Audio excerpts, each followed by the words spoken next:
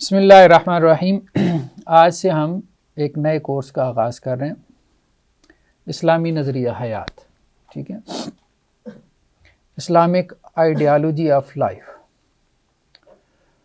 تو بیسیکلی یہ آپ کے دوست ہیں نعمان عثمان، ایک دفعہ مسجد سے نکلے تو اس کتاب کا میں نے وہ پوسٹ لگائی تھی، تو انہوں نے کہا کہ آپ ہمیں یہ پڑھا دیں۔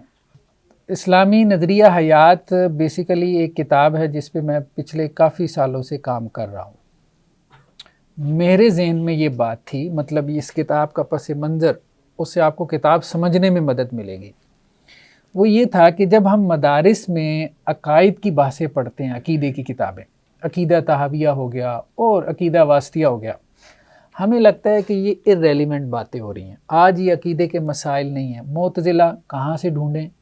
نہ لاہور میں نہ کراچی میں ہے۔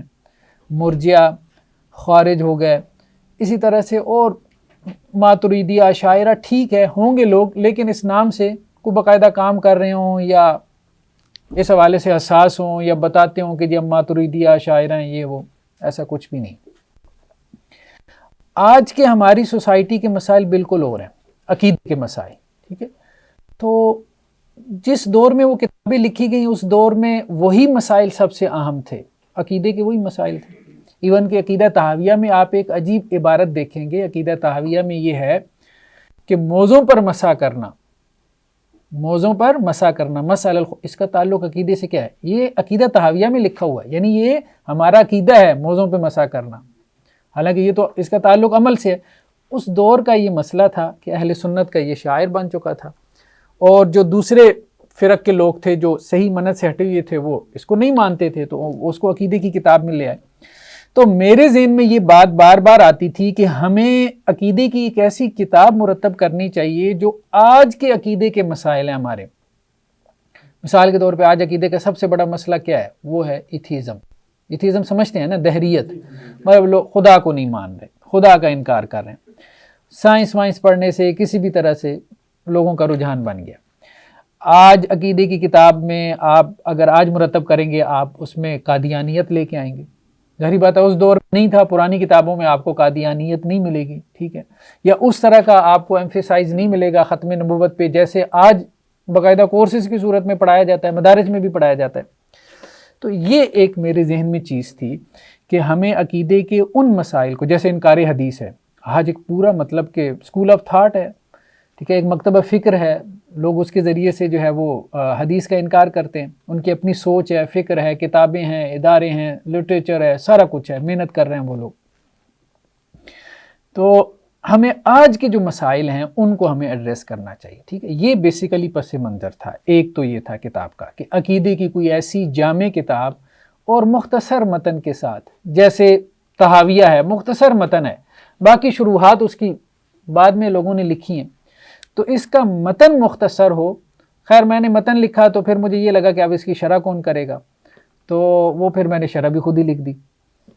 خیر بہرحال یہ آپ کے ساتھ کلاس کا اصل میں مقصد یہ ہے کہ بعض اوقات جو ہے نا ہم کتابیں پڑھتے ہیں اور ہم سمجھتے ہیں کہ ہم نے سمجھ لی ہے، لیکن حقیقت بات ہے کہ ہم نے کچھ نہیں سمجھا ہوتا۔ جو بندہ کتاب لکھتا ہے نا اس کے ذہن میں پیچھے بہت کچھ ہوتا ہے، ٹھیک ہے۔ مثال کے طور پہ اس کے ذہن میں جو ہے وہ 70 باتیں ہیں، تو اس میں سے وہ کوئی 7 لے کے آتا ہے کتاب میں، سب کچھ وہ نہیں لکھ پاتا۔ اس لیے پھر کتابوں کی شروحات کی ضرورت پڑتی ہے، پھر شرحوں کی شرحیں لکھی جاتی ہیں، پھر ان کی شروحات لکھی جاتی ہیں ہمارے، اسی طرح سے جو ہے وہ چل سو چل ہے۔ بہرحال یہ جو ہماری کتاب ہے، یا آپ کہہ لیں چھوٹا سا کتابچہ ہے، ٹھیک ہے، اس کتابچے میں یہ موضوعات ہیں اس کے بنیادی طور پہ۔ سب سے پہلا موضوع اس کا ہے مبدأ اور معاد۔ مبدأ یعنی ابتدا، مبدأ تو سمجھتے ہیں نا، اب اتنی عربی تو آتی ہے نا، ابتدا۔ اور دوسرا کیا ہے؟ معاد۔ معاد انتہا، ہم انسانوں کی ابتدا کہاں سے ہوئی، انتہا کیا ہے، یہ آج ہم پڑھیں گے، آج کا ہمارا یہ لیکچر ہے، ٹھیک ہے۔ دوسرا ہے روایت اور فہم۔ اب یہ ایک بہت جیسے کہتے ہیں نا لاجیکل ترتیب ہے، آپ دیکھیں گے یہ کتاب پوری ایک ترتیب کے اوپر ہے۔ سب سے بنیادی مسئلہ، پھر اس کے بعد اس مسئلے سے آگے کچھ مسئلے نکلے، پھر ان کو ایڈریس کیا گیا، پھر اس سے آگے مسئلے نکلے، ان کو ایڈریس کیا گیا، تو یہ ایک ترتیب سے ہے۔ دوسرا کیا ہے؟ روایت اور فہم کا مسئلہ. تیسرا علم اور قوت. یہ ہر مسئلے سے دوسرا مسئلہ پیدا ہو رہا ہے. ٹھیک ہے. چوتھا کیا؟ عقیدہ اور منہج. پانچواں ایمان اور اخلاق. چھٹا تاریخ اور تہذیب. ساتواں سائنس اور ٹیکنالوجی. آٹھواں لسانیات اور نفسیات. نواں ادبیات اور جمالیات. دسواں عقل اور فطرت. گیارہواں حقوق و فرائض. بارہواں مساوات اور عدل. جتنے ہمارے جدید مسائل ہیں، جدید مسائل، وہ سب ان میں سے کسی نہ کسی ہیڈنگ کے تحت آ جاتے ہیں. جتنے جدید فتنے ہیں وہ سب ان میں کسی نہ کسی ہیڈنگ کے تحت آ جاتے ہیں. کوئی فتنہ آپ کو تاریخ میں ملے گا، کسی کا تذکرہ جو ہے وہ آپ کو تہذیب میں مل جائے گا.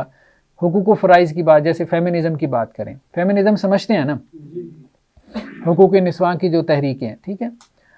تو اب وہ دیکھیں، وہ حقوق و فرائض میں بات آ جاتی ہے. ٹھیک ہے. مساوات اور عدل سے متعلق جتنے تصورات ہیں وہ سب مساوات اور عدل میں آ جاتے ہیں. سائنس اور ٹیکنالوجی سے متعلق ہمارے ہاں بڑی بحثیں موجود ہیں. ٹیکنالوجی کے کیا منفی اثرات ہیں، کیا اس کے مثبت پہلو ہیں، اس حوالے سے. پھر نفسیات میں اور لسانیات، خود زبان کے اندر کیا کیا مسائل ہیں. پھر لٹریچر کے علاوہ ایک ہمارے ہاں یہ ہے جسے فنون لطیفہ کہتے ہیں. ٹھیک ہے. تو وہ جمالیات میں آ گیا. فنون لطیفہ کی جو فنون لطیفہ سمجھتے ہیں نا. ٹھیک ہے. جیسے آرٹ ہے، یہ آپ کی مصوری ہے، فن مصوری ہے، میوزک ہے، شاعری ہے. ٹھیک ہے. کھانا پکانا بھی ایک فن ہے. ٹھیک. تو یہ سب بہرحال، تو یہ تو ایک اوورال ویو ہے کہ مطلب یہ جو مضامین ہیں، یہ جو ٹاپکس ہیں، یہ ہم نے ڈسکس کرنے. ٹھیک ہے. تو یہ جو مختصر متن ہے، اس کا مقصد کیا ہے؟ اس کا مقصد یہ ہے کہ زندگی کے ہر شعبے میں اسلام کا نیریٹو کیا ہے، بیانیہ کیا ہے. زندگی کے ہر شعبے میں جو سوالات مغرب نے پیدا کر دیے، مشرق میں پیدا ہو گئے، فلسفیوں نے پیدا کر دیے، جو سوالات سائنسدانوں کے ہاں زیر بحث رہے، دانشوروں کے ہاں رہے، جو شاعروں کے تخیلات، ان سب میں جو مسئلہ بڑا ہو کے ابھر کر ہمارے سامنے آ گیا، تو ہم اس کا جواب اپنے دین سے تلاش کر کے وہ ہم دینے کی کوشش کریں. چلیے، میرے خیال میں میری یہ ایک منٹ. تو اسلامی نظریہ حیات، اسلامک آئیڈیالوجی آف لائف. ٹھیک ہے. نظریہ حیات تو زندگی کو کہتے ہیں نا. تو زندگی کے بارے میں ہمارا نقطہ نظر کیا ہے، پوری زندگی کے بارے میں، لائف کے بارے میں. دیکھیں، دنیا میں بہت سے نظریات ہیں، نظریات بہت سے، ہزاروں کیا لاکھوں نظریات ہوں گے. ٹھیک ہے. عقائد بھی اسی طرح سے لاکھوں ہوں گے. تھیریز بھی جتنی ہے، تھیریز سمجھتے ہیں نا، وہ بھی ہزاروں میں ہوں گی. لیکن جو تو بڑے بڑے نظریات ہیں نا، جن کو آپ مہا نظریات کہہ سکتے ہیں، یعنی ایک ہوتا ہے تھیری اور ایک ہوتا ہے میگا تھیری. بڑے بڑے نظریات. بڑا نظریہ اس کو کہتے ہیں، میگا تھیری اس کو کہتے ہیں جو یہ کلیم کرتا ہے کہ بھئی میرے پاس ہر سوال کا جواب ہے، میرے پاس تمہارے ہر سوال کا جواب ہے، میرے پاس ایسا نقطہ نظر ہے، ایسا نظریہ ہے، تمہارے پاس جو سوال ہے میں اس کا جواب دے سکتا ہوں. اس کو کہتے ہیں میگا تھیری. کچھ تھیریز ایسی ہیں، ایک سوال کا جواب دے دیا، معاشی مسئلے کا جواب دے دیا. کچھ تھیریز ایسی ہیں جنہوں نے سیاسی مسئلے کا جواب دے دیا. کچھ تھیریز ایسی ہیں جنہوں نے کوئی ہمارے معاشرتی مسئلے کا جواب دے دیا.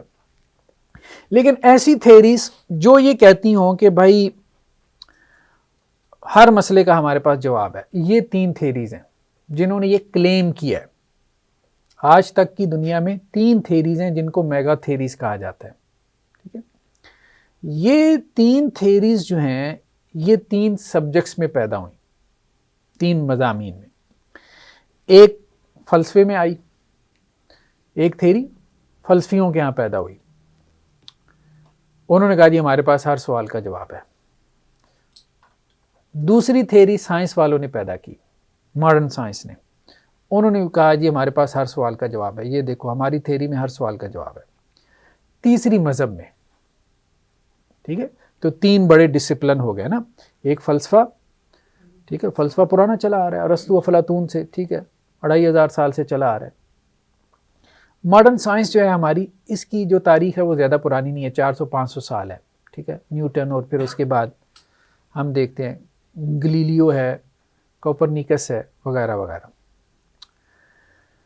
فلسفے میں جو تھیری آئی تو انہوں نے یہ بات کہی، فلسفیوں نے، یہ سب سے پہلے افلاطون نے یہ نقطہ نظر پیش کیا،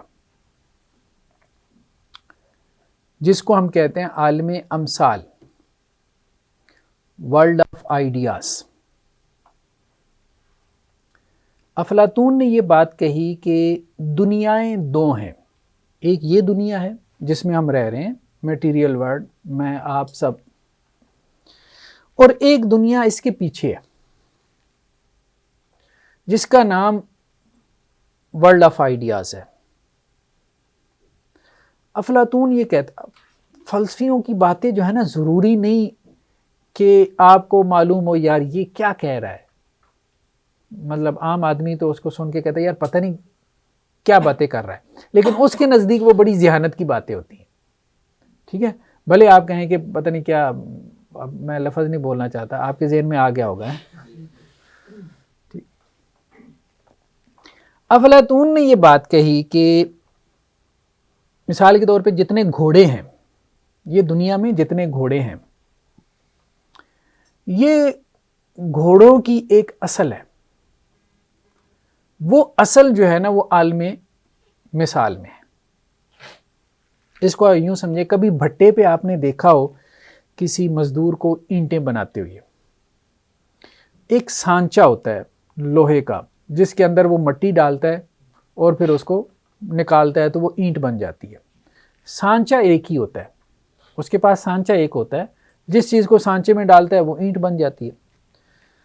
تو افلاطون نے یہ کہا کہ جتنے گھوڑے دنیا میں آئے ہیں نا، یہ تو بیسیکلی اصل نہیں ہے، ان کے پیچھے ایک اصل ہے، اصل گھوڑا، ٹھیک ہے، جیسے وہ اینٹوں کے پیچھے ایک اصل سانچہ ہے، جس سانچے نے ان سب کو اینٹ بنایا، ورنہ اصل میں تو یہ مٹی تھی۔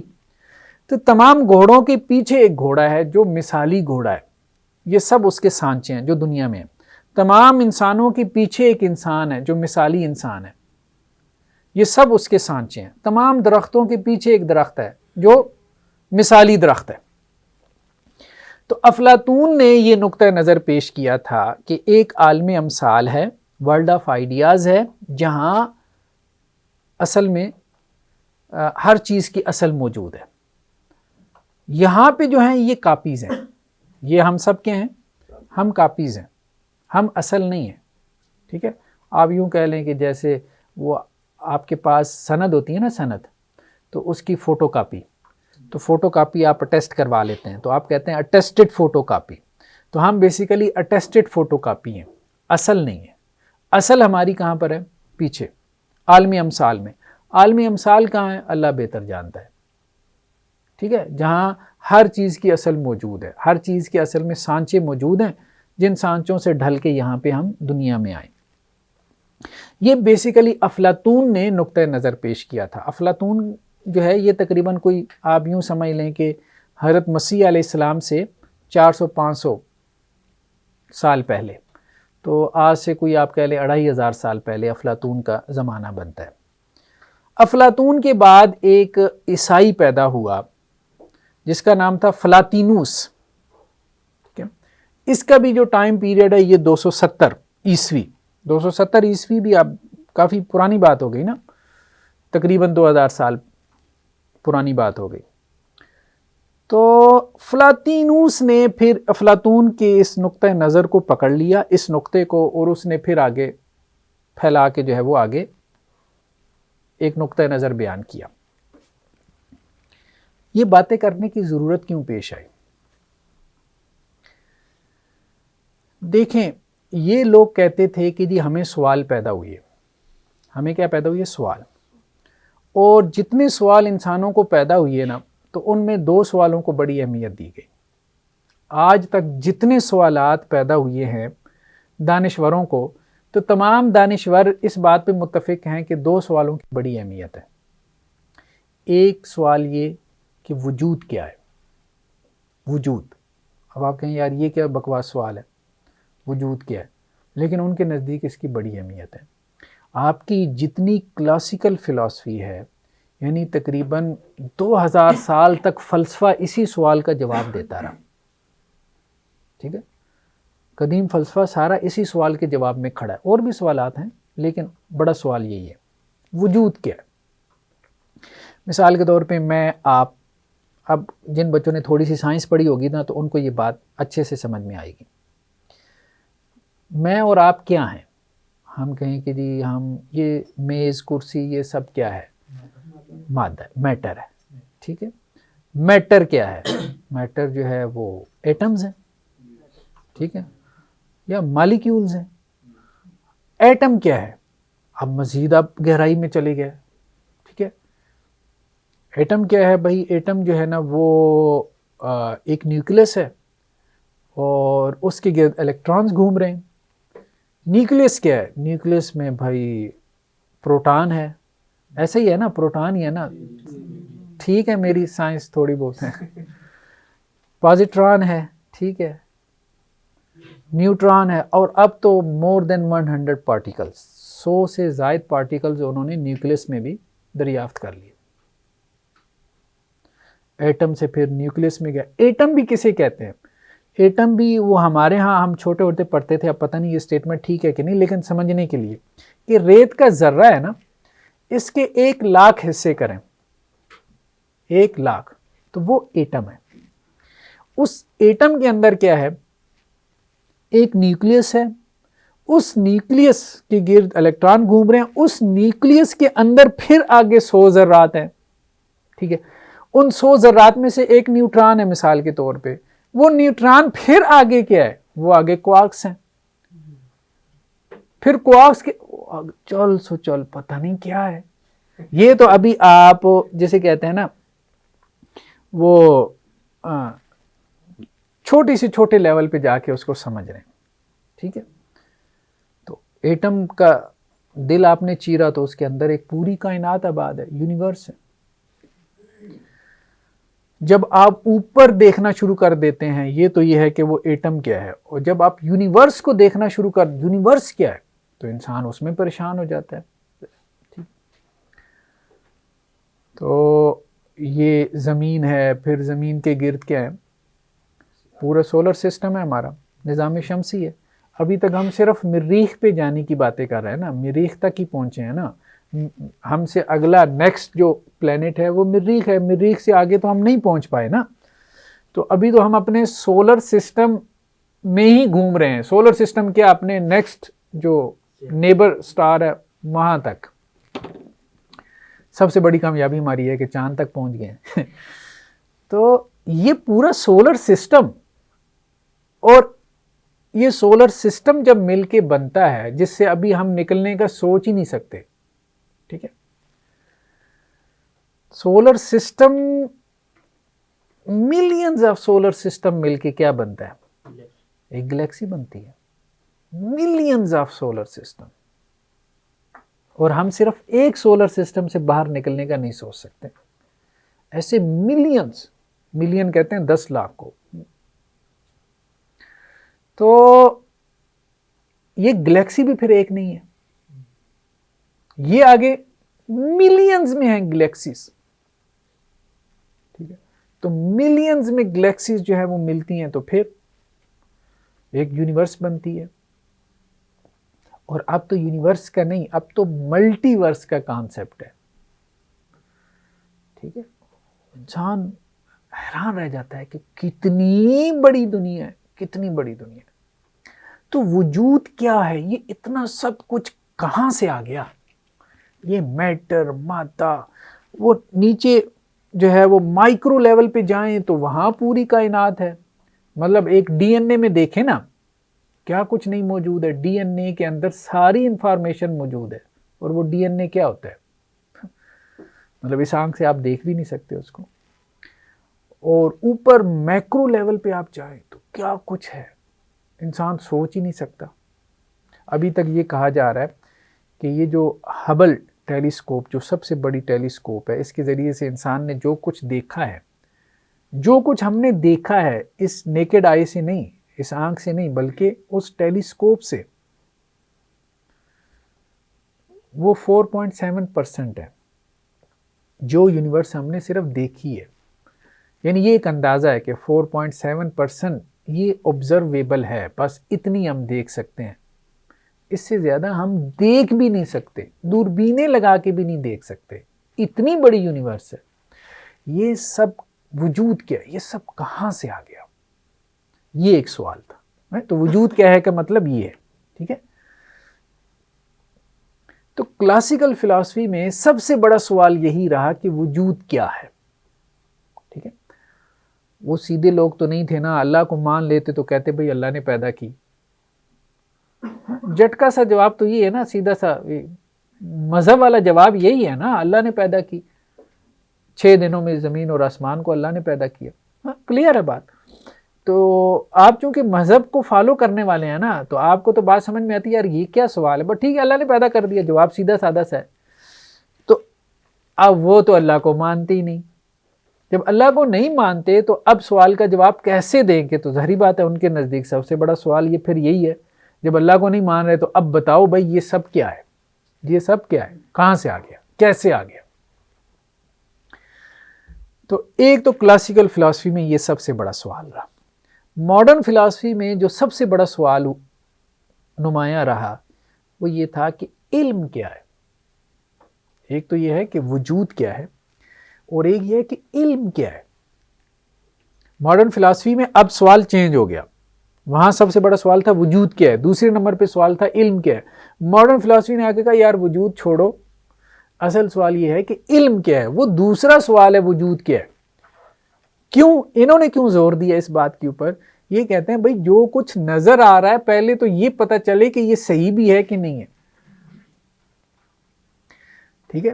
مطلب آپ کو سامنے سڑک پہ نظر آتا ہے کہ جی پانی ہے، قریب جاتے ہیں پانی نہیں ہوتا، ٹھیک ہے؟ پانی ہوتا ہی نہیں۔ تو اصل سوال تو یہ ہے کہ آپ یہ کہہ رہے ہو وجود کیا ہے، تو بھائی جو آپ بتا رہے ہو کیا ہے تو وہ کیسے بتا رہے ہو؟ خود وہ چیز بھی جو ہے وہ کیا ہے، شک میں پڑی ہوئی ہے۔ اب بات سمجھ رہے ہیں نا؟ آپ کو نظر آ رہا ہے باہر کھلے آسمان پہ دیکھتے ہیں ستارے، بہت سے ستارے جو آپ کو نظر آ رہے ہوتے ہیں ان کا وجود ہی نہیں ہے۔ کیوں؟ سائنس آج ہمیں بتا رہی ہے، وہ یہ کہہ رہی ہے کہ وہ ستارے ختم ہو گئے، لیکن ان سٹارز کی جو لائٹ ہے وہ زمین تک پہنچتے پہنچتے لاکھوں سال لگ جاتے ہیں، کچھ ستاروں کی لائٹ زمین تک پہنچتے پہنچتے۔ تو وہ ستارہ ختم ہو گیا، لیکن جس وقت ہمارے پاس لائٹ اس کی پہنچی ہے تو ہم یہ سمجھ رہے ہیں کہ وہ موجود ہے، لیکن حقیقت میں وہ نہیں ہے۔ تو انہوں نے کہا بھئی وجود کیا ہے سے زیادہ اہم سوال یہ ہے کہ علم کیا ہے۔ جو علم آپ یہ کہہ رہے ہیں آبزرویشن ہے، دیکھ رہے ہیں، سن رہے ہیں، ٹھیک ہے، 5 سینسز سے حاصل کر رہے ہیں، خود اس کی کیا ریالٹی، اس کی کیا حقیقت ہے؟ اس کو مثال کے طور پہ ڈیکارٹ جو ہے وہ ماڈرن فلسفی کا بانی سمجھا جاتا ہے۔ اس نے ایک مثال سے اس بات کو سمجھایا، اس نے کہا دیکھو بات یہ ہے، جب میں دیکھتا ہوں خواب تو خواب میں مجھے لگتا ہے کہ یار یہ ریئل ورلڈ ہے۔ آپ کو کبھی خواب میں لگتا ہے کہ یار یہ سب کچھ سچ مچ ہو رہا ہے؟ کبھی خواب ایسے بھی ہوتے ہیں کہ جس میں انسان کو لگتا ہے کہ یہ بس یہی دنیا ہے۔ تو اس نے کہا کبھی میں خواب میں ہوتا ہوں تو مجھے لگتا ہے یہ ریئل ورلڈ ہے، یہی حقیقی دنیا ہے۔ جب میں جاگتا ہوں تو مجھے لگتا ہے کہ نہیں یہ حقیقی دنیا ہے۔ اب مجھے سمجھ نہیں آ رہی کہ وہ خواب والی حقیقی دنیا ہے یا یہ والی، ہو سکتا ہے کہ یہ خواب ہو جو میں جاگ رہا ہوں، اب بات سمجھ، اور وہ حقیقت ہو۔ یہاں سے اس نے شک پیدا کیا اور اس نے کہا بھائی اصل چیز تو علم ہے، جس کو حقیقت سمجھے بیٹھے ہو سکتا ہے وہ خواب ہے، جس کو تم کہہ رہے ہو کہ وہ خواب ہے ہو سکتا ہے وہ حقیقت ہو، حقیقی دنیا وہی ہو، ریالٹی وہی ہو۔ خیر بہرحال اب بات یہ ہے کہ آپ کہیں گے بونگیاں ماری جا رہا ہے سارا کچھ، لیکن سوالات ان کے ہیں، وہ اس کو بڑی جو ہے نا وہ کام کی چیز سمجھتے ہیں۔ تو ہم یہ بات کر رہے تھے کہ دوسرا بڑا سوال یہ پیدا ہوا کہ علم کیا ہے، ٹھیک ہے؟ تو اب وجود کیا ہے، اس کا جو جواب دیا 3 تھیریز نے، 3 بڑی تھیریز میں اس سوال کا جو جواب دیا گیا، ایک تو فلسفے میں جو پیدا ہوئی جس کو آج ہم جانتے ہیں وحدت الوجود کے نام سے، ٹھیک ہے، the unity of the being, وحدت الوجود۔ وحدت الوجود آپ نے سنا ہوگا نا، یہ تو بہت معروف ہے، آپ صوفیاء میں بھی بہت معروف ہے۔ تو انہوں نے کہا جی ہم نے ہر سوال کا جواب دے دیا، ٹھیک ہے، وجود کیا، ہم نے اس کا جواب دے دیا، وجود کیا ہے۔ دوسرا جو ہے وہ سائنس میں آیا، سائنس میں جو نقطہ نظر آیا، جو تھیری آئی، اس کو ہم تھیری آف ایوولوشن کہتے ہیں، ٹھیک ہے، وجود کیا، انہوں نے اس کا جواب دیا اپنے انداز سے، بگ بینگ ہو گیا، ایوولوشن ہو گیا، ڈارون کی جو تھیری ہے اس کو ہم تھوڑا سا دیکھیں گے۔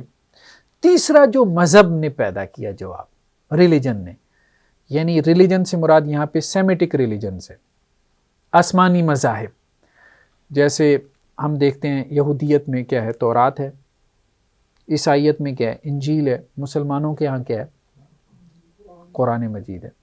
یہ آسمانی مذاہب ہیں جن کے پاس الہامی کتابیں موجود ہیں۔ ان تینوں کا اتفاق ہے، یہ کتنے لوگ ہیں تینوں مذاہب کے فالوور؟ یہ 60% آف دی ورلڈ پاپولیشن ہے، دنیا کی آبادی کا 60% یہ ہیں، یہ تین۔ سب سے بڑا مذہب جو ہے نا آبادی کے اعتبار سے کرسچنز ہیں، عیسائی ہیں، 1/3 ہیں، وہ 1/3، 33% ہیں وہ تقریباً۔ اس کے بعد مسلمان ہیں، یہ کوئی 1/4 ہیں، 25% ہیں، یہودی کم ہیں۔ لیکن بہرحال یہ مل کے جو ہے نا 60% دنیا کی آبادی کا بن جاتے ہیں، یعنی آدھی سے زیادہ جو ہے وہ دنیا کی آبادی یہ ہے۔ یہ تینوں اس بات کو مانتے ہیں جس کو ہم کیا کہتے ہیں، نظریہ تخلیق۔ بھئی وجود کیا ہے، یہ سب کہاں ہے، کیسے ہے؟ اللہ نے پیدا کیا۔ وہی قصہ آدم و حوا علیہ السلام، وہی ابلیس والی بات آپ کو تورات میں بھی مل جائے گی، تھوڑا سا فرق ہوگا لیکن بہرحال بیسیکلی وہی بات ہے جو قرآن میں ہے۔ وہ بھی اسی طرح سے بلیو کرتے ہیں، ہم بھی اسی طرح سے بلیو کرتے ہیں کہ اللہ نے آدم علیہ السلام کو پیدا کیا، ٹھیک ہے، پہلے فرشتے پیدا کیے، پھر جنات، پھر آدم کو پیدا کیا، فرشتوں کو کہا کہ سجدہ کرو آدم کو، فرشتوں نے کیا، ابلیس نے نہیں کیا۔ اللہ نے آدم اور حوا کو جنت میں رکھا، ایک درخت کا پھل کھانے سے منع کیا، انہوں نے کھا لیا، اللہ نے دنیا میں بھیج دیا۔ اور اس سے پہلے جو ہے وہ 6 دنوں میں اللہ نے زمین اور آسمان کو تخلیق کر دیا تھا۔ آدم اور حوا دنیا میں آ گئے، اب ان سے آگے نسل انسانی چلی، ٹھیک ہے، کلیئر ہے بات، بالکل واضح ہے۔ یہ تو نظریہ تخلیق اس کو کہتے ہیں، کریشنزم، ٹھیک ہے، یعنی جو تخلیق پہ ایمان رکھتے ہیں نا کہ اللہ نے یہ سب کچھ بنایا۔ یہ تو مذہب ریلیجن میں، خاص طور پہ جو سیمیٹک ریلیجن جنہیں آسمانی مذاہب کہتے ہیں۔ ابھی ہم پہلے جاتے ہیں ادھر فلاسفی والے، وحدت الوجود والے۔ وہ ہم نے کہا کہ اصل میں وہ چلا تھا افلاطون سے، افلاطون سے پھر آیا ایک عیسائی راہب اور پادری تھا جس کا نام تھا فلاطینوس، اس میں وہ آیا، اس نے اسی افلاطون کے نظریے کو تھوڑا آگے بڑھایا، ٹھیک ہے۔ اس نے کہا جی پہلے دی ایبسولوٹ ون تھا، یعنی ایک تھا جس کو وہ ایک کہتا ہے، اس ایک سے پھر جو ہے نا پھر عقل صادر ہوئی، پھر عقل سے جو ہے وہ نفس صادر ہوا، پھر نفس سے آگے اجسام، اس طرح سے اس نے ایک ہائرارکی بنائی۔ خیر بہرحال دی ایبسولوٹ ون، پھر اس سے نوس کو وہ عقل کہتا ہے یا عقل کو نوس کہہ دیتا ہے، پھر اس کے بعد جو ہے وہ سائیکی ہے، نفس ہے، پھر اس کے بعد یہ چیز ہمیں ملتی ہے ہندو مت میں، شنکراچاریہ، اس کا جو ٹائم پیریڈ ہے 820، یعنی رسول اللہ صلی اللہ علیہ وسلم کے بعد 820 عیسوی میں۔ یہاں بر صغیر پاک و ہند میں ہندو مت ہے، پرانا چلا آ رہا ہے۔ ہندو مت جو ہے نا اگر آپ ٹریس کریں نا تو کوئی 3000 سال پہلے آپ کو یہاں لگتا ہے ہندو مت تھا، 3000 سال پہلے بھی۔ پھر یہاں بدھا آیا، بدھا کا جو ٹائم پیریڈ ہے، بدھا تو جانتے ہیں نا، گوتم بدھا جس نے بدھ مت کی بنیاد رکھی، اس کا جو ٹائم پیریڈ ہے وہ ہے کوئی تقریباً 600 BC، 600 قبل مسیح۔ بدھا نے آ کے جو ہے وہ بڑی دانشوری کی باتیں کی، ٹھیک ہے، اور کچھ سوالات کے جوابات دیے، اس نے اپنا ایک مذہب پیدا کر لیا۔ تو جو لوکل ہندوز تھے اب ان کو ہوا وقت کے ساتھ ساتھ کہ یار بدھ مت بڑھ رہا ہے اور ہمارا ہندو مت خطرے میں ہے، پھر شنکراچاریہ جو ہے اس نے کہا کہ ہم ہندو مت کو جو ہے وہ فلاسفائز کرتے ہیں، ہم بھی ویسی باتیں کرتے ہیں جیسے وہ عقل مندی کی باتیں ساروں کو پسند آتی ہیں، ذہنی عیاشی، چسکا، سب کچھ بندے کا بڑا دل کرتا ہے۔ تو وہ پھر شنکراچاریہ نے کیا کیا، وہی فلاطینوس والا جو نقطہ نظر تھا اس نے اس کو لیا اور بیان کیا، اور اس نے بھی کہا کہ بھائی فلاطینوس نے تو کہا تھا کہ ایک ہی ہے جس سے سب کچھ صادر ہوا ہے، تو اس نے کہا بھائی وجود دو نہیں ہے، مطلب اس نے وہی بات ایک دوسرے انداز سے کر دی۔ اس نے کہا ایک ہی ہے، اس نے کہا دو نہیں ہے، بات تو ایک ہی ہوگی، دو نہیں ہے تو مطلب ثانویت کا اس نے آپ کہہ لیں کہ جی اسی بات کو اس نے منفی انداز میں بیان کر دیا۔ بعد میں یہ چیز ہمارے ہاں مسلم فلاسفر جو مشائین کہلاتے ہیں، مشائین سمجھتے ہیں، مشا یمشی کس کو کہتے ہیں؟ چلنا۔ بیسیکلی جو فلسفی تھی نا ان میں دو گروپس بنے گریک فلاسفرز میں، یونانی بہت معروف ہے نا فلسفے میں، یہ تو پتہ ہے نا۔ تو بڑا ایک فلسفی تھا سقراط کا شاگرد تھا افلاطون، اور افلاطون کا ارسطو۔ افلاطون کے جو پیروکار تھے نا ہمارے مسلمانوں میں، وہ کہلاتے تھے اشراقیین، ان کا نام تھا اشراقی، ٹھیک ہے۔ اشراق تو سمجھتے ہیں نا، شرق، اور اسی سے اشراق روشنی کے معنی میں، اسی سے مشرق ہے سورج کے طلوع ہونے کی جگہ۔ تو افلاطون کو جنہوں نے فالو کیا وہ اشراقی کہلاتے ہیں، ٹھیک ہے، اور جنہوں نے ارسطو کو جو ہے وہ فالو کیا وہ مشائین کہلاتے ہیں۔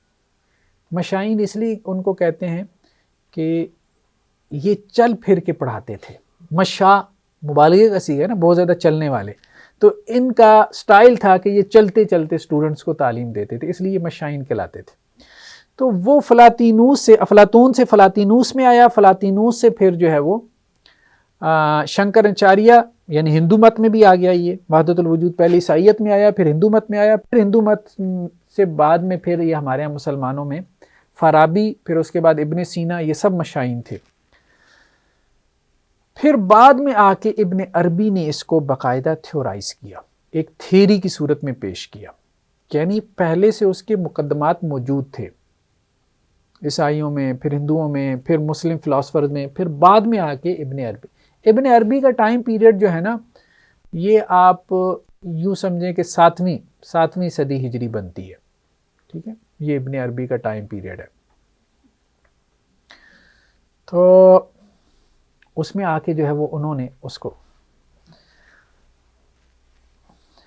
بیسیکلی یہ جو دو نقطہ نظر ہیں نا، یہ بہت خطرناک ہے، بہت، ایک وحدت الوجود کا اور دوسرا ایتھیزم کا۔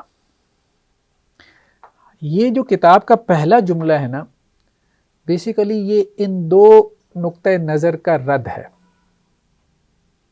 کہنے کو تو ایک سادہ سا جملہ ہے، سادہ سا جملہ کیا ہے؟ خالق اور مخلوق ہیں، موجود بھی نہیں، موجود لفظ میں نے بریکٹ میں لکھا ہے، اس کی طرف میں آتا ہوں کیوں لکھا ہے۔ آپ بتائیں اگر ہم یہ کہیں کہ خالق موجود ہے، یہ جملہ ٹھیک ہے؟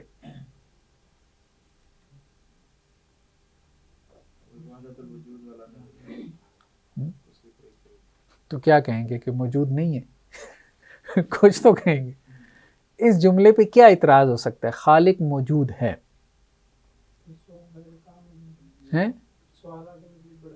نہیں وہ ایک علیحدہ بات ہے۔ ابھی تو ہم یہ بات کہہ رہے ہیں کہ یہ جو سٹیٹمنٹ ہے، ہم کہتے ہیں اللہ موجود ہے، مثال کے طور پہ خدا موجود ہے، خالق موجود ہے، لیکن جو فلسفی ہے نا اس نے تو آپ کو پکڑنا ہے، اس لیے میں نے موجود کا لفظ وہاں بریکٹ میں لکھا ہے۔ کیونکہ آپ اس کو اگر عبارت میں لے کے آئیں گے تو وہ فوراً پکڑے گا۔ وہ کیا پکڑے گا؟ وہ کہے گا بھائی موجود جو ہے وہ اس میں مفعول ہے۔ آپ بات سمجھ رہے ہیں؟ موجود کیا اس میں مفعول ہے، جس کو وجود دیا گیا، تو اس کا موجد کون ہے؟ اب بات سمجھ رہے ہیں؟ آپ تو کسی اور سینس میں بات کر رہے ہوں گے نا، ٹھیک ہے۔ خالق موجود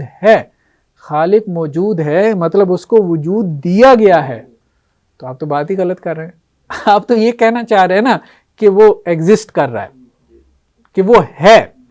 تو اس لیے بہتر یہ ہے کہ آپ ہے سے وہ مفہوم پیدا کریں، وہ لفظ ہی نہ بولیں جس سے اس کو اعتراض کرنے کا موقع ملے، کہ وہ پھر کہے کہ جو موجود ہے اس کا تو موجود بھی ہونا چاہیے.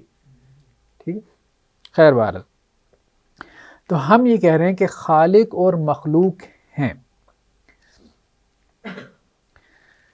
خالق یہاں لفظ اللہ بھی نہیں، خالق، اور دوسرا مخلوق. یہ جو دو نقطۂ نظر ہیں، یہ دونوں بنیادی طور پہ اگر آپ غور کریں تو وحدت الوجود والے جو ہیں وہ یہ کہتے ہیں کہ خالق ہے. اچھا، یہ ابھی میں ابتدائی طور پہ بتا رہا ہوں کہ وہ یہ کہتے ہیں کہ خالق ہے، بعد میں آپ کو بتاؤں گا وہ یہ کہتے ہیں کہ خالق بھی نہیں ہے. لیکن بات چونکہ وہ سمجھنے میں ذرا مشکل ہوگی نا، تو درجہ بدرجہ ہم اوپر جائیں گے. ابھی آپ بنیادی بات سمجھ لیں. وحدت الوجود والے کہتے ہیں کہ خالق ہے، مخلوق نہیں ہے. خالق ہے، مخلوق نہیں ہے. جو دہریت والے ہیں، ایتھیزم والے، ٹھیک ہے، وہ کیا کہتے ہیں؟ مخلوق ہے، خالق نہیں. یہ دونوں مشرق اور مغرب میں کھڑے ہیں. ایک نے خالق کا انکار کیا اور ایک نے مخلوق کا انکار کیا. وحدت الوجود والے یہ کہتے ہیں، ہم کیا کہہ رہے ہیں کہ اسلام کا نیریٹو کیا ہے؟ دونوں ہیں، دونوں ہیں. ٹھیک ہے، تو اس جملے سے وحدت الوجود کا بھی رد ہوا جو یہ کہتے ہیں کہ خالق ہے. اچھا، وہ کیسے کہتے ہیں کہ مخلوق نہیں ہے؟ وہ یہ کہتے ہیں وحدت الوجود کا مطلب کیا ہے؟ وجود ایک ہے. ٹھیک ہے، وجود ایک ہے. ہم جب وحدت الوجود پہ تنقید کرتے ہیں نا، تو ہم عام طور پہ گہرائی میں جا کے تنقید نہیں کرتے ان کی بات کو سمجھ کے. اس لیے وہ یہ اعتراض کرتے ہیں کہ جی آپ ہماری بات سمجھے بغیر تنقید کرتے ہیں. آپ ہمیں یہ کہتے ہیں کہ جی ہم شرک کرتے ہیں. ہم کیسے شرک کر سکتے ہیں جب ہم اللہ کے علاوہ کسی کو مانتے نہیں؟ مطلب شریک کا مطلب یہ ہوگا کہ کسی کو اللہ کے برابر قرار دینا. ٹھیک ہے، تو جب ہم کہتے ہیں اللہ کے علاوہ کوئی ہے ہی نہیں تو شرک کیسے کریں گے ہم؟ بیسیکلی وہ یہ بات کرتے ہیں کہ یہ سب کچھ جو ہمیں نظر آ رہا ہے، اب وہ بات بھلے بکواس ہو، جو مرضی ہو، ہم یہ سمجھنا چاہ رہے ہیں کہ وہ بات کیا کرتے ہیں. وحدت الوجود والوں نے کہا بھائی یہ سب کچھ جو ہمیں نظر آ رہا ہے، میں، آپ، زمین، آسمان، میز، کرسی، یہ سب کچھ ہے، یہ خیال ہے. یہ کیا ہے؟ خیال. کس کا؟ اللہ کا. اللہ نے کچھ بھی پیدا نہیں کیا، صرف سوچا ہے. اللہ نے صرف سوچ. مثال کے طور پہ کوئی بڑھئی ہے، کارپینٹر ہے، ٹھیک ہے، اگر اس نے کوئی میز بنانی ہے تو پہلے کیا کرے گا؟ سوچے گا نا میز کے بارے میں. کرسی بنانی ہے تو کرسی کے بارے میں کیا کرے گا؟ سوچے گا کہ بھائی کرسی کے 4 پائے ہوں گے، کیسی ہوگی، ہاتھوں والی ہوگی نہیں ہوگی. میز بنانی ہے، اس کی دراز ہوگی، کیسی میز بنانی ہے، اتنی لمبی چوڑی، یہ وہ. ٹھیک ہے، تو کوئی بھی چیز بنانے سے پہلے انسان بھی کیا کرتا ہے؟ سوچتا ہے. اچھا چلیں آپ نے ایک چیز نہ بنانی ہو، ویسے ہی آپ بیٹھے بیٹھے اگر سوچتے سوچتے ایک محل بنا لیں تو سوچ میں بنا سکتے ہیں؟ نہیں، سوچ کے اندر کہہ رہا ہوں، سوچ کے اندر کہہ رہا ہوں. پوری دنیا بن سکتی ہے، یہ بات ٹھیک کہہ رہے ہیں. ٹھیک ہے، سوچ کے اندر آپ پوری دنیا بنا سکتے ہیں، 2 منٹ میں بنا سکتے ہیں. وہ یہ کہتے ہیں کہ ہماری سوچ یہ ناقص ہے. ہماری سوچ کیا ہے؟ ناقص ہے. تو اس لیے جب تک ہم وہ چیز سوچ رہے ہوتے ہیں تب تک تو وہ موجود ہوتی ہے. جیسی ہم نے سوچ ہٹا لی تو وہ چیز ختم ہو جائے گی نا. ایسی ہے نا، آپ اپنا گھر سوچتے رہیں جو آپ نے بحریہ ٹاؤن میں بنانا ہے 10 کنال کا ہے، ٹھیک ہے، ابھی سوچنا شروع کر دیں، جب تک سوچتے رہیں گے تو وہ ہے، یعنی کہاں ہے آپ کی سوچ میں، جیسے آپ نے سوچ ہٹائی تو وہ ختم ہو گیا، نہیں ہے۔ تو انہوں نے کہا کہ ہماری سوچ ہے ناقص، لیکن اللہ کی سوچ کیا ہے؟ کامل۔ اللہ کی سوچ اتنی کامل ہے کہ اللہ نے یہ سب یونیورس کا کیا کیا؟ تصور کیا۔ تو وہ جب اللہ نے تصور کیا تو وہ تصور اتنا کامل تھا کہ جس کا تصور کیا تھا اس کو یہ وہم ہو گیا کہ میں ہوں۔ اب بات سمجھ رہے ہیں؟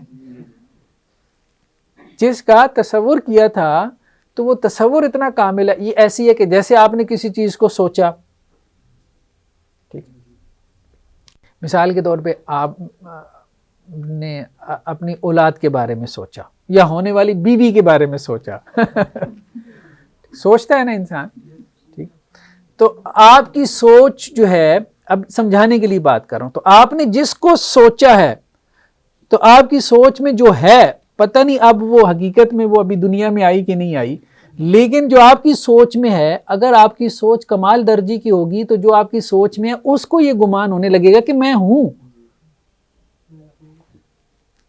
اب آپ سمجھ رہے ہیں، یہ نقطہ سمجھ رہے ہیں؟ تو وہ اصل میں یہ کہہ رہے ہیں کہ اللہ نے صرف سوچا ہے ہمیں، لیکن اللہ کی سوچ ایسی کمال درجے کی ہے کہ ہم اللہ کی سوچ ہیں، ہاں یہ سب، تو ہمیں لگا کہ ہم ہیں۔ یہ بیسیکلی ان کی میری سوچ میری ذات سے باہر نہیں ہے، ایسے ہی ہے نا، میں جو سوچ رہا ہوں وہ سوچ لیپ ٹاپ میں تو نہیں پیدا ہو رہی نا، میز میں بھی نہیں پیدا ہو رہی، اس کتاب میں بھی نہیں، میری سوچ کہاں پیدا ہو رہی ہے؟ میرے دماغ میں، یا آپ یوں کہہ لیں کہ میرے وجود کے اندر، محتاط جملہ ہی ہے، ٹھیک ہے، میرے وجود سے باہر نہیں ہے میری سوچ، ٹھیک ہے۔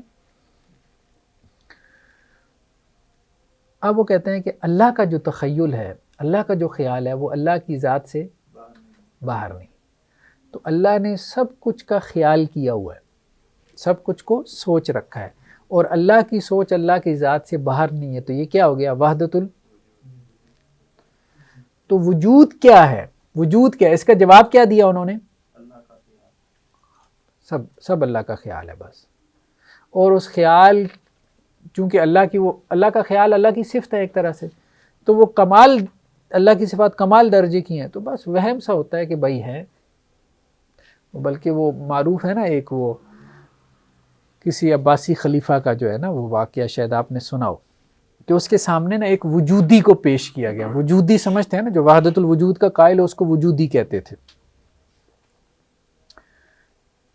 تو اس نے جب ایسی باتیں کی، سب کچھ خیال ہے، یہ جو کچھ ہے بس حقیقت میں کچھ بھی نہیں ہے، تو وہ بادشاہ نے کہا اپنے بعض وزراء کو کہ یار اس کے پیچھے نا ایک بدمست ہاتھی لگاؤ، سر پھرا ہاتھی، پھر میں دیکھتا ہوں۔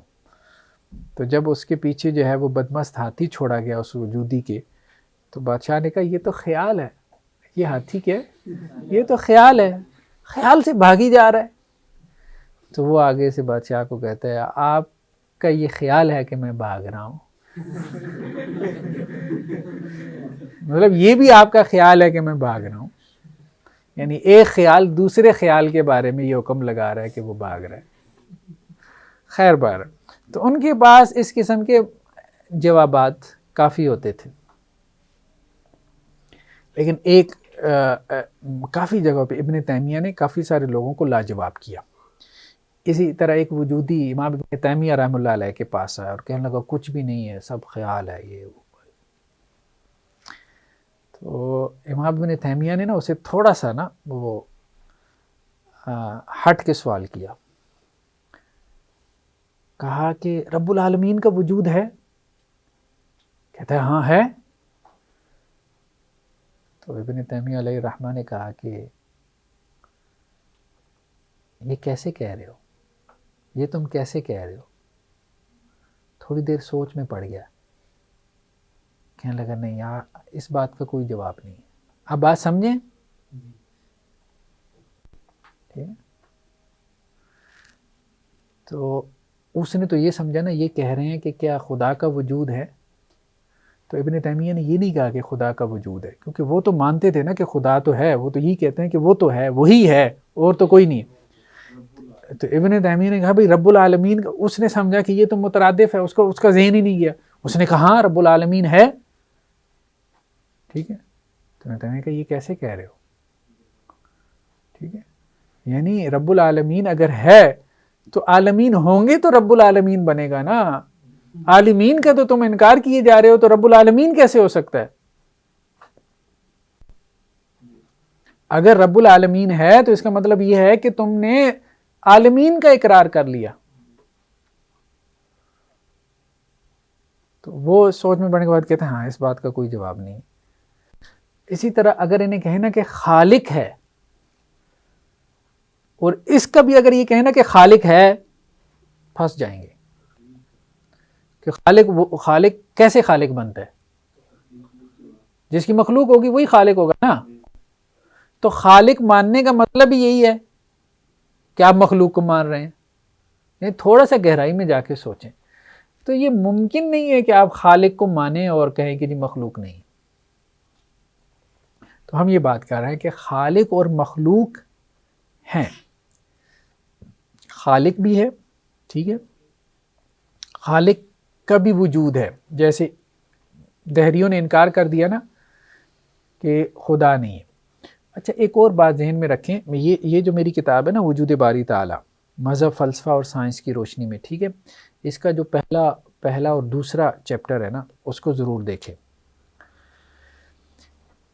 یہ ہمارے ہاں جتنے بڑے بڑے سائنسٹسٹ ہیں نا وہ سب کو آپ دیکھیں گے کہ خدا کے وجود کو مانتے ہیں.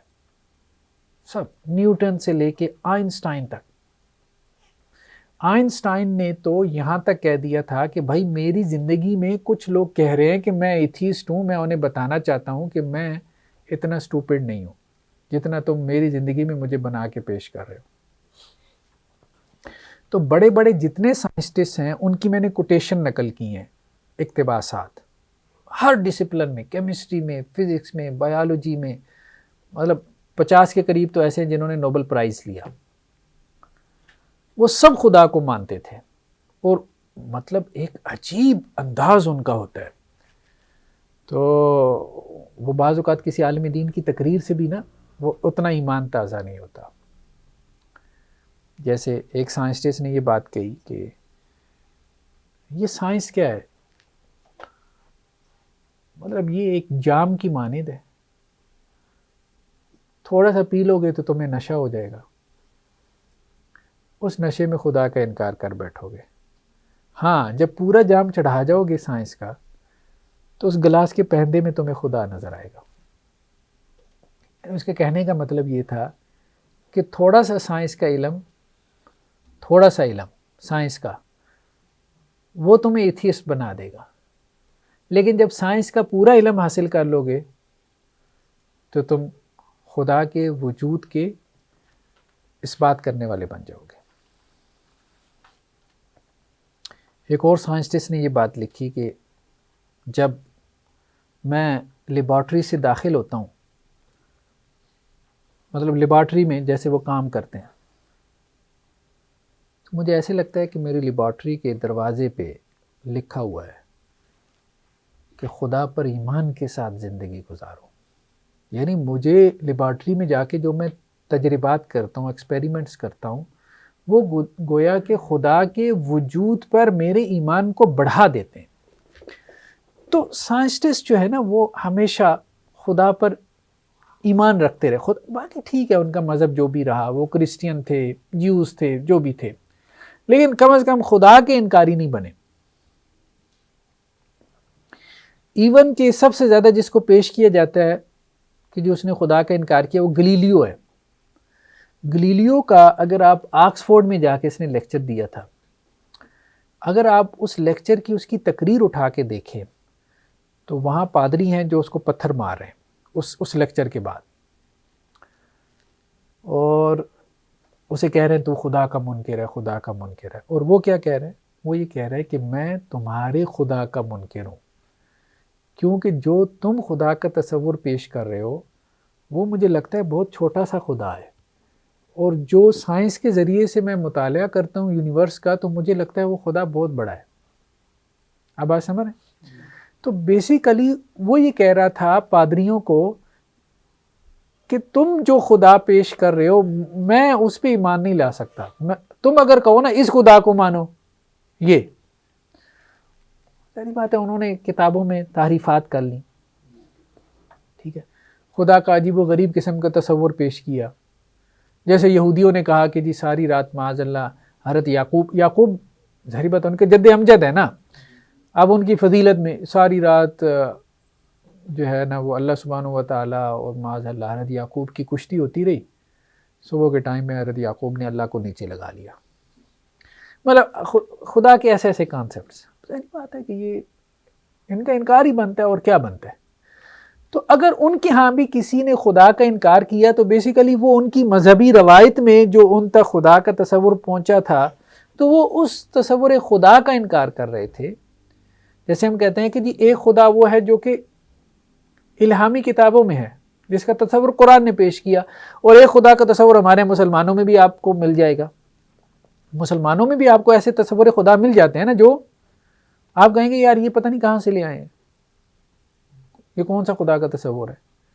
ٹھیک ہے، تو خیر مختلف قسم کے تصورات ہیں، ہمیں اصل میں بیسیکلی قرآن کے تصور خدا کو لینا ہے. تو ہم یہ کہہ رہے ہیں کہ سائنسٹسٹ کی طرف اس بات کی نسبت ثابت نہیں ہوتی. 2-4 نے انکار کیا ہوگا خدا کا، اوورال سب خدا کو ماننے والے رہے.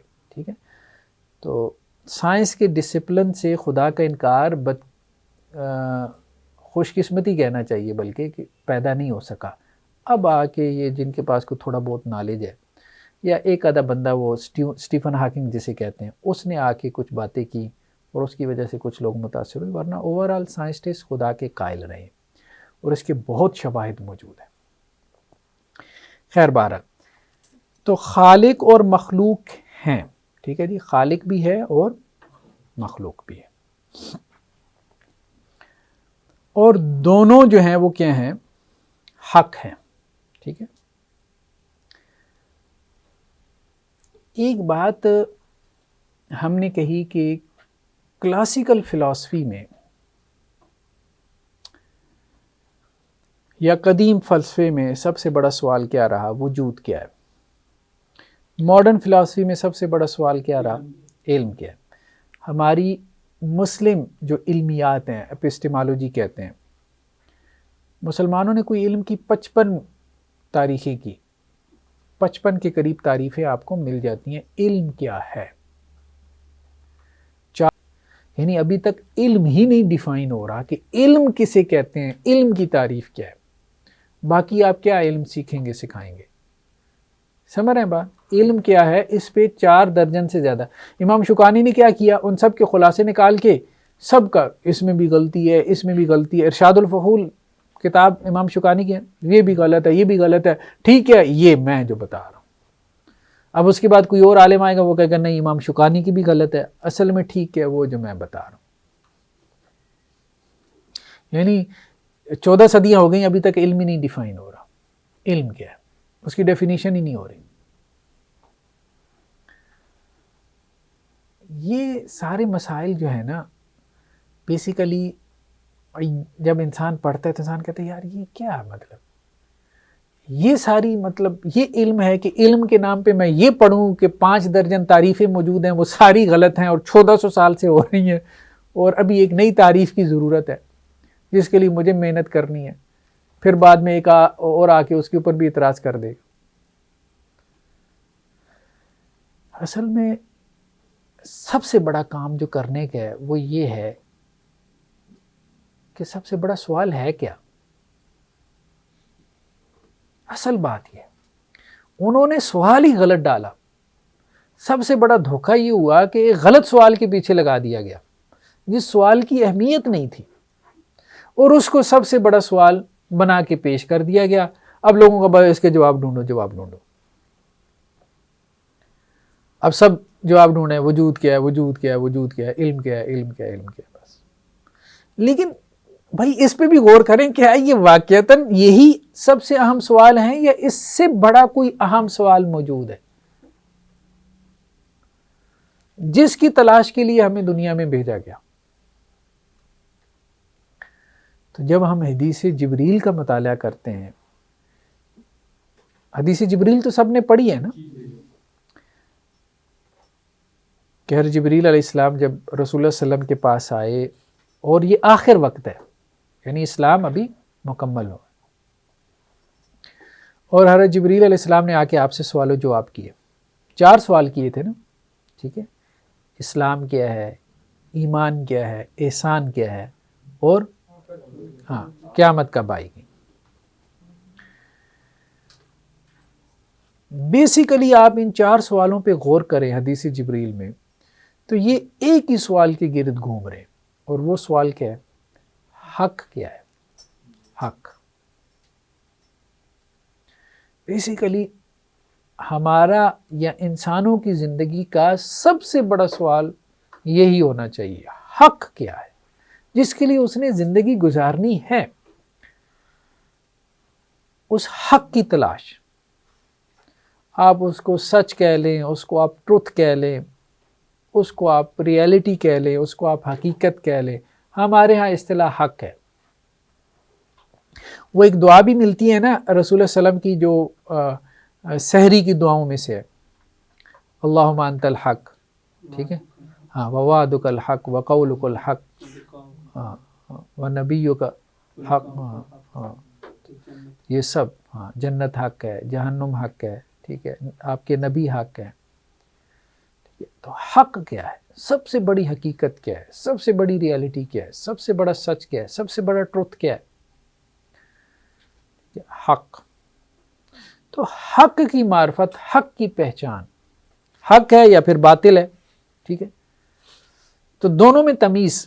علم کسے کہتے ہیں؟ علم بیسیکلی حق اور باطل کی تمیز کو کہتے ہیں، ان میں فرق کرنے کو کہتے ہیں۔ تو آپ باطل سے حق کو جدا کر کے اس کو پہچان لیں، یہ علم ہے۔ آپ خیر کو شر سے جدا کر کے پہچان لیں، یہ علم ہے۔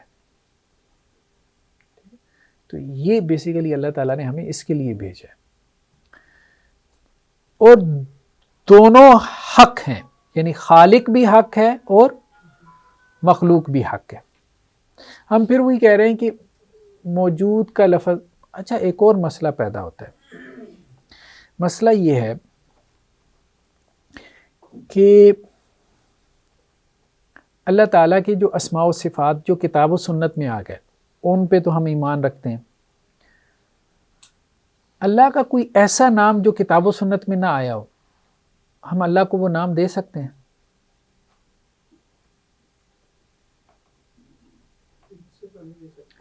خود سے نہیں دے سکتے۔ ہاں، صحیح رائے یہی ہے کہ ہم نہیں دے سکتے، ٹھیک ہے۔ یہ تو ہے اسماء و صفات کی بات، کہ جو اسماء و صفات اللہ کی کتاب و سنت میں نصوص میں آ گئیں، ہم وہی بیان کریں گے، اس کے علاوہ ہم بیان نہیں کریں گے۔ لیکن اب ایک بحث یہ پیدا ہوئی، کیا اللہ کے بارے میں کوئی چیز بطور خبر بیان کی جا سکتی ہے؟ مثال کے طور پہ اللہ تعالیٰ ازل سے ہے۔ اب یہ بات آپ کو اس طرح سے قرآن میں یا حدیث میں نہیں ملتی۔ یا اللہ کے بارے میں ہمارے ہاں یہ بحث آئی کہ اللہ تعالیٰ قدیم ہے، یا یہ کہا گیا کہ اللہ تعالیٰ حادث نہیں ہے، ٹھیک ہے، یا یہ کہا گیا کہ اللہ تعالیٰ موجود ہے۔ اب یہ سب کے اللہ کے بارے میں خبریں ہیں۔ تو یہ ایک سوال پیدا ہوا کہ اللہ کے بارے میں کیا آپ کوئی ایسی خبر دے سکتے ہیں کہ جس میں برائی کا پہلو نہ ہو؟ ٹھیک ہے، کوئی اچھائی کا پہلو نکل رہا ہے، یا اچھائی کا نہیں بھی نکل رہا تو کم از کم اس میں برائی کا پہلو نہیں ہے، ٹھیک۔ تو اس میں امام ابن تیمیہ رحمہ اللہ علیہ کی رائے یہ ہے کہ اللہ کے بارے میں آپ ایک ایسی خبر دے سکتے ہیں، کوئی حرج نہیں ہے، ٹھیک ہے۔ اگرچہ سلف کا یہ انداز نہیں رہا، لیکن یہ ہے کہ آپ ایسی خبر دے دیں تو اس میں کوئی حرج والی بات نہیں۔ خیر بہرحال ہم یہ کہہ رہے ہیں کہ دونوں کے ہیں، حق ہے۔ محتاط تعبیر یہی ہے کہ اللہ موجود ہے کے بجائے یہ کہا جائے کہ اللہ تعالیٰ کیا ہے، یا زیادہ سے زیادہ آپ حق کا لفظ استعمال کر لیں، کیونکہ یہ حدیث میں آ گیا، انت الحق، ٹھیک ہے، اور بلکہ قرآن میں بھی آتا ہے اللہ کے لیے الحق کا لفظ، ٹھیک ہے۔ تو دونوں حق ہیں۔ حق بھی اسی کو کہتے ہیں نا جو حقیقت ہے، جو ریالٹی ہے۔ دہریت یعنی ایتھیزم، اس کو دہریت کہتے ہیں اردو میں. علمن یعنی بطور علم کے اندھا ایمان ہے، بلائنڈ فیتھ ہے. یہ بات سمجھ میں آ رہی ہے؟ خدا کا انکار کرنا یہ علم نہیں ہے، یہ اندھا ایمان ہے، بلائنڈ فیتھ ہے. یورپ میں دو رویے پیدا ہوئے. ایک رویہ تو ہے جسے ایتھیزم کہتے ہیں، یہ ایگریسو ایٹیچیوڈ ہے، یعنی یہ لوگ جیسے آپ یوں کہہ لیں نا، مطلب اپنی زبان میں آپ کہتے ہیں وہ مناظرے کرنے والے جیسے مولوی ہوتے ہیں نا، ایتھیسٹ ایسی ہیں. ہاں ایتھیسٹ ایسی ہیں، متشدد قسم کے مناظرے کرنے والے، اور بس میں غالب آ جاؤں اپنی بات میں. یہ وہ ایک اور رویہ پیدا ہوا، وہ کہلاتا ہے ایگنوسٹسزم. یہ وہ لوگ ہیں جو کہ ہمبل ہیں، یعنی ان میں عاجزی ہے. ان سے جب پوچھا جائے خدا ہے، یار پتہ نہیں، مجھے نہیں پتا، نہیں ہے مجھے نہیں پتا، میرے پاس علم نہیں ہے کہ میں خدا کو ثابت کر سکوں، میرے پاس یہ بھی علم نہیں ہے کہ میں اس کا انکار کر سکوں. یہ تھے ایگنوسس. اب زیادہ تر ایگنوسس ہیں، جو ان میں سے ہمبل ہیں سائنسدانوں میں سے، وہ زیادہ کیا ہیں؟ ایگنوسس. ویسے تو ہم نے کہا کہ میجورٹی خدا پہ ایمان رکھتی ہے، لیکن جو نہیں رکھتے خدا پہ یہ مینورٹی ہے، تھوڑے سے لوگ ہیں. ان میں بھی جو زیادہ تر ہیں وہ کیا ہیں؟ ایگنوسس ہیں. ایگنوسس کا کیا مطلب ہے؟ کہتا ہے یار ہمیں پتہ نہیں ہے، لا ادری. لا ادریہ تو سنا ہے نا، ہاں ایک باقاعدہ. پھر وہ کہتا ہے یار ہمیں نہیں پتا، ہمارے پاس نالج نہیں ہے، علم ہی نہیں ہے، ہم جاہل لوگ ہیں. سیدھا کہتے ہیں ہم جاہل لوگ ہیں، ہمارے پاس نالج ہے ہی نہیں. آپ کہیں ہمارے پاس خدا کو ثابت کرنے کی کوئی دلیل ہے؟ بھائی نہیں ہے. خدا کا انکار کرنے کی کوئی دلیل ہے؟ بھائی وہ بھی نہیں ہے. صحیح بات یہ ہے، وہ بھی نہیں ہے ہمارے پاس. ہم اس کے انکار کرنے کی دلیل دیں گے تو آپ اس کا رد لے آئیں گے، ہم اس کو ثابت کرنے کی دلیل دیں گے آپ اس کا رد لے آئیں گے. تو صحیح بات یہ ہے کہ دلیل ہمارے پاس ہے ہی نہیں. تو اس لیے ہم کہتے ہیں ہمیں پتہ ہی نہیں ہے، نہیں ہے، ہمیں پتہ ہی نہیں کہ ہے کہ نہیں ہے. اب بات سمجھ رہے ہیں؟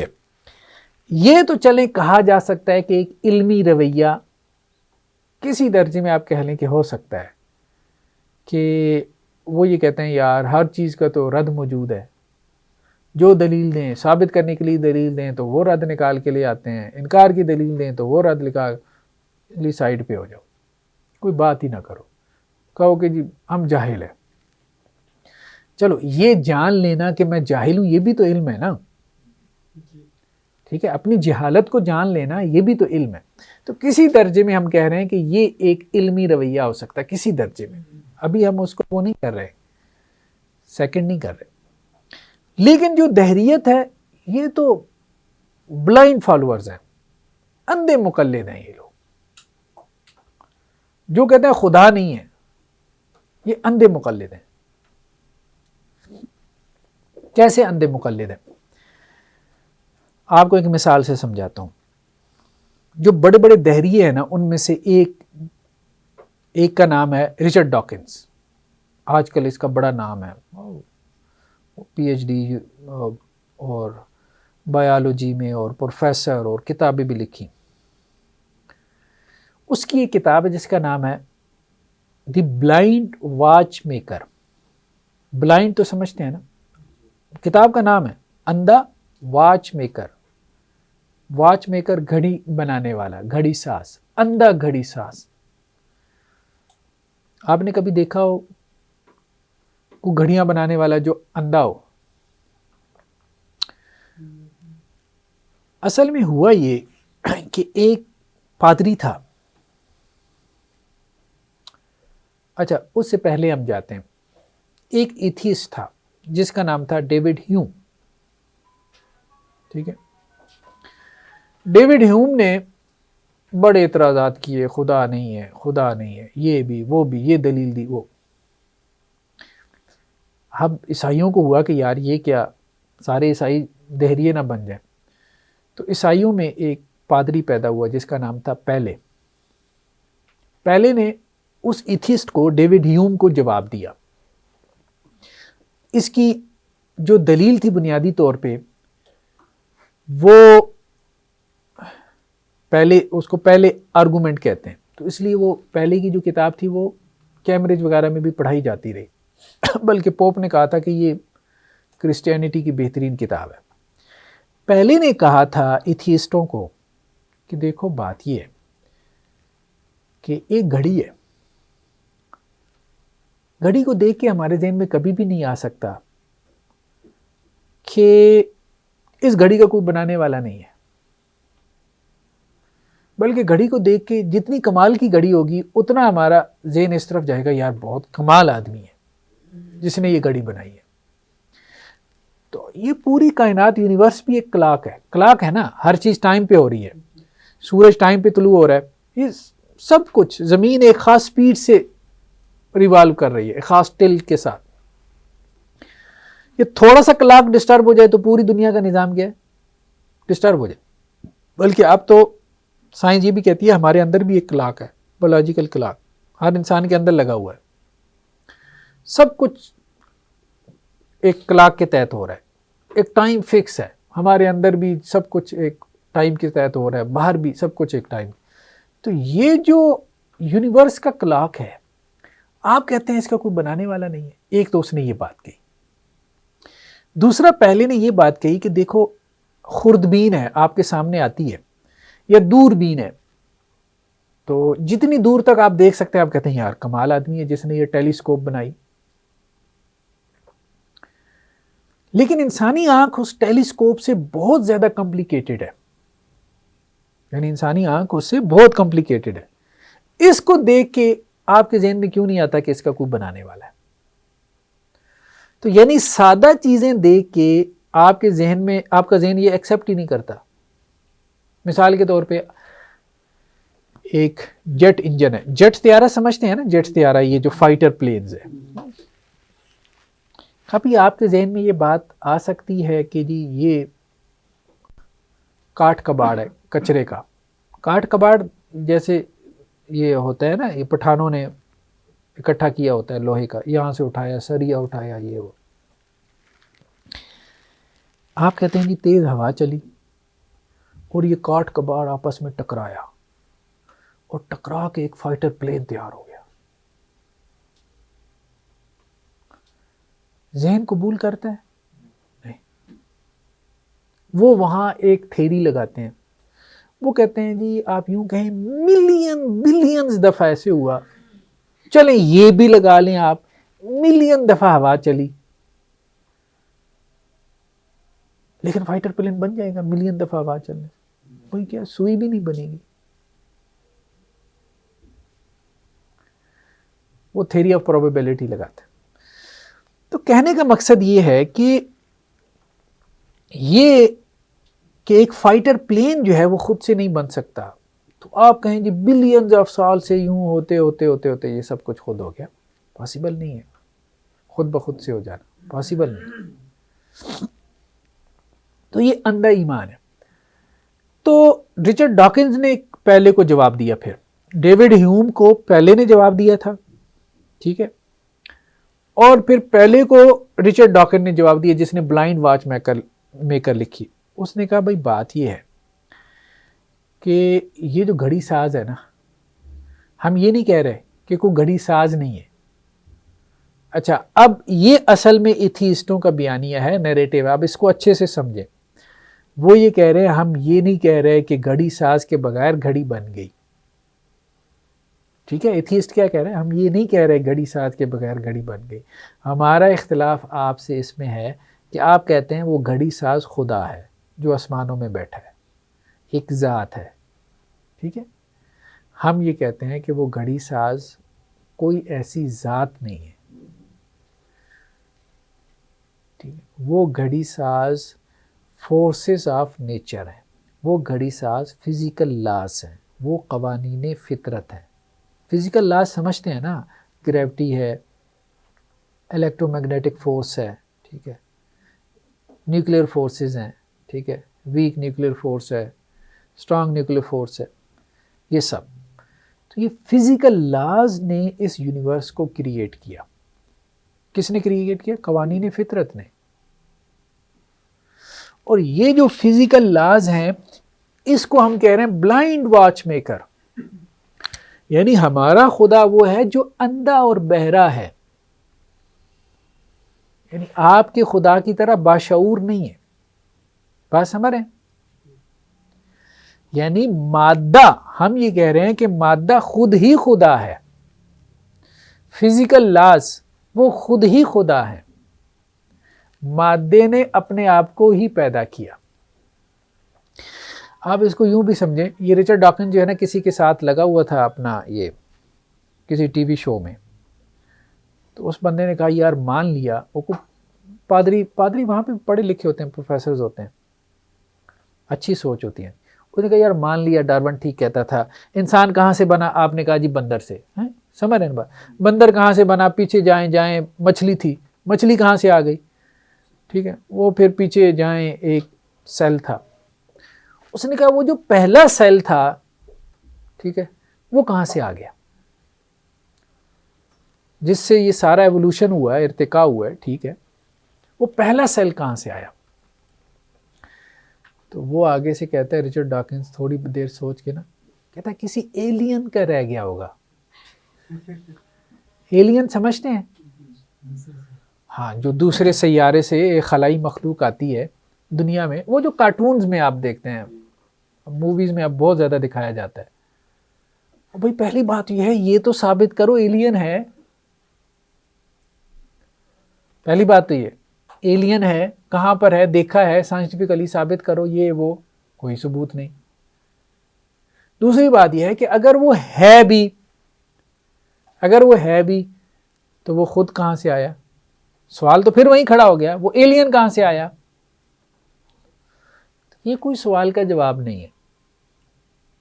یہ تو آپ نے یہ بتا دیا کہ ارتھ پہ ایک لولا لنگڑا سا جواب دے دیا کہ ارتھ پہ وہ ایک سیل کہاں سے آیا تھا؟ کسی ایلین کا رہ گیا ہوگا.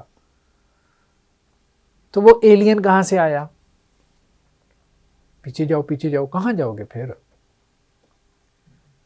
وہ پیچھے جاتے رہے، ٹھیک ہے. بایولوجی میں تو ایک سیل تک پہنچ گیا نا یہاں، ٹھیک ہے.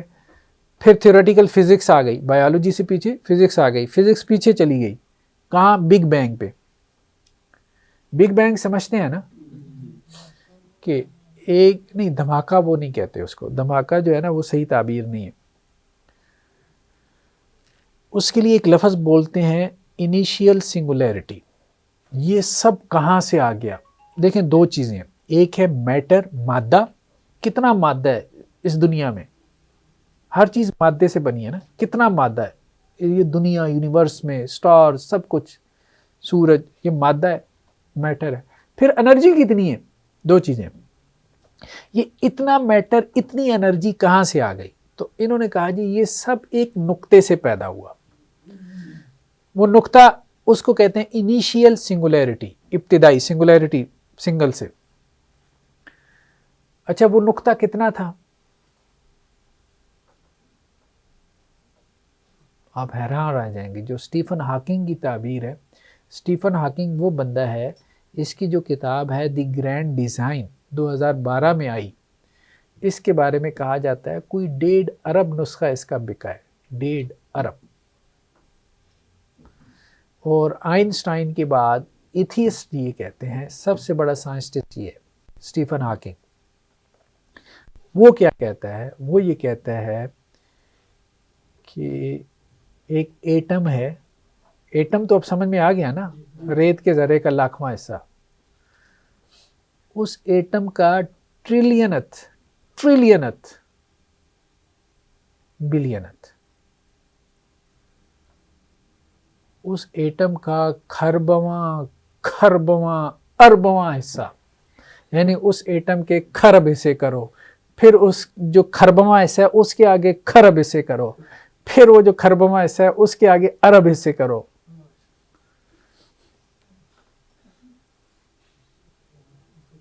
وہ انیشیل سنگولیرٹی ہے، اس سے یہ پوری یونیورس بن گئی.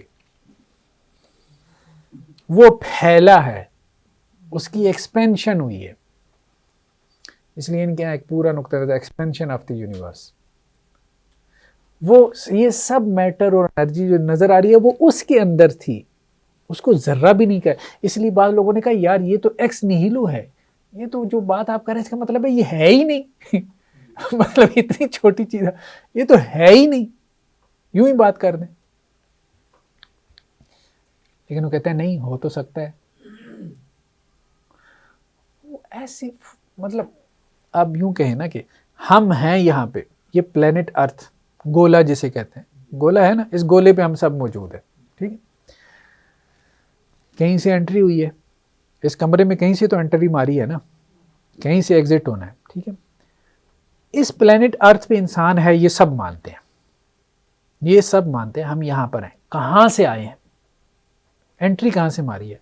مذہب کا تو بالکل واضح بیانی ہے، آدم اور حوا کو آسمانوں میں پیدا کیا گیا، پھر اللہ نے دنیا میں اتار دیا فرشتوں کے ذریعے، آگے نسل چلی. کلیئر ہے نا؟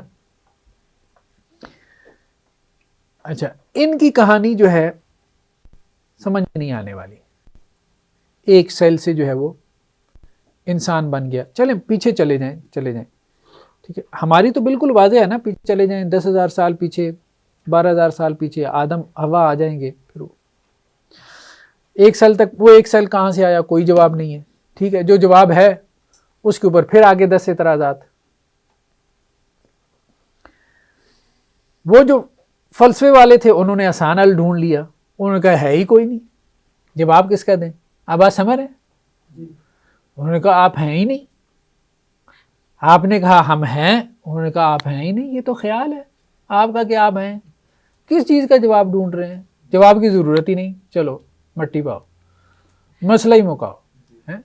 بھائی پہلے مانیں گے ہیں تو پھر جواب دیں گے نا کہ کہاں سے آ گئے ہیں. ہم تو کہہ رہے ہیں آپ یہاں پہ ہیں ہی نہیں، یہ تو صرف خیال ہے. انہیں تو آسان حل نظر آیا. ٹھیک ہے، لیکن اس آسان حل سے مسئلے نہیں نا حل ہوتے. ٹھیک ہے، 2-4 چپیڑے ماریں تو پتہ لگنا شروع ہو جاتا ہے کہ ہیں آپ، مطلب پین فیل ہوتی ہے نا، درد فیل ہوتی ہے، پتہ چلتا ہے کہ آپ ہیں. ٹھیک ہے، تھوڑی سی مشکل آ جائے تو پتہ لگتا ہے کہ آپ ہیں. ٹھیک ہے، تو وہ مسئلے کا حل نہیں تھا. وہ ایک آپ یوں کہہ لیں کہ جی بظاہر انہوں نے کہا کہ جی ہم نے بڑا جواب دے دیا، بڑا جواب دے مارا ہے. کیا آپ کو لگ رہا ہے آپ یہاں پہ ہیں؟ آپ ہیں ہی نہیں، کچھ بھی نہیں ہے، نہ زمین ہے نہ یونیورس ہے، سب اللہ نے سوچا ہوا ہے، سب اللہ کے خیال میں ہے. بس ٹھیک ہے، خیال اسی پہ خوش ہو رہا ہے کہ میں ہوں، حقیقت میں وہ ہے کوئی. اس کو تو آپ سائڈ پہ چھوڑ دیں. وہ ایسی چیز ہے کہ اس کو ماننا کیا مطلب، ایک ایوریج ذہن بھی جو ہے نا اس کو قبول نہیں کر سکتا، ایکسیپٹ نہیں کر سکتا. اس لیے بعد میں آنے والوں نے بہت سو نے تو شریعت کو بھی معطل کر دیا نا. اچھا، یہ بھی ایک وہم ہے یا ہمارے ہاں غلط فہمی ہے، مس انڈرسٹینڈنگ ہے کہ وحدت الوجود کا رد صرف سلفیوں نے کیا. جب شیخ ابن عربی نے وحدت الوجود کا نقطہ نظر پیش کیا تھا تو اس دور میں سارے فقہا نے، مالکی، شافعی، حنبلی اور حنفی فقہا نے، سب نے رد کیا. 40 کے قریب کتابیں میں نے اپنی مکالمہ میری کتاب ہے اس میں ذکر کی ہیں جو اس دور میں لکھی گئیں، فقہا نے لکھی، اور تقریباً کنسنسس اجماع ہو گیا تھا کہ یہ کفریہ نقطہ نظر ہے. 250 فقہا کی آراء تقریباً میں نے دیکھی ہیں. وہ بعد میں آ کے پھر کچھ لوگوں نے ان کو ریلیکسیشن دی اور مان لیا کہ یہ بات بھی ہے، ورنہ وہ بات اتنی سیدھی مطلب طور سے دین سے ٹکرا رہی تھی، اور نہ پہلے صحابہ میں تھی، نہ تابعین میں تھی، نہ فقہا میں تھی، نہ محدثین میں تھی. اٹھتی علماء نے اس کا رد کر دیا. وہ تو بعد میں آنے والوں نے کچھ تعویلیں وغیرہ کی تو کچھ لوگوں نے پھر اس کو مان لیا اور پھر آگے چل. شروع میں تو اجماع ہو گیا تھا تقریباً فقہا کا کہ یہ بالکل، تو وہ چلنے والی بات ہے ہی نہیں. ٹھیک، سمجھنے والی، وہ ایک فینٹیسی سی ہے کہ آپ اللہ کا خیال ہیں، بس اسی میں جیتے رہیں کہ بھائی میں کچھ ہوں، اللہ کا خیال ہوں، تم اللہ کی ذات سے جدا نہیں، بس ایک فینٹیسی سی ہے انسان. سائنس والی بھی بات جو ہے نا وہ بھی کمزور ہے. کمزور ان دا سینس ہے کہ ان کے پاس وہ مسنگ لنکس ہیں، سوالوں کے جوابات نہیں ہیں. ٹھیک ہے، مچھلی سے پرندہ بن گیا، پھر پرندے سے پھر آگے جو ہے وہ جانور بن گیا، پھر جانور سے آگے انسان بن گیا. بات سمجھ میں نہیں آتی. پھر ایوولوشن رک کیوں گیا، آگے چل کیوں نہیں ہے.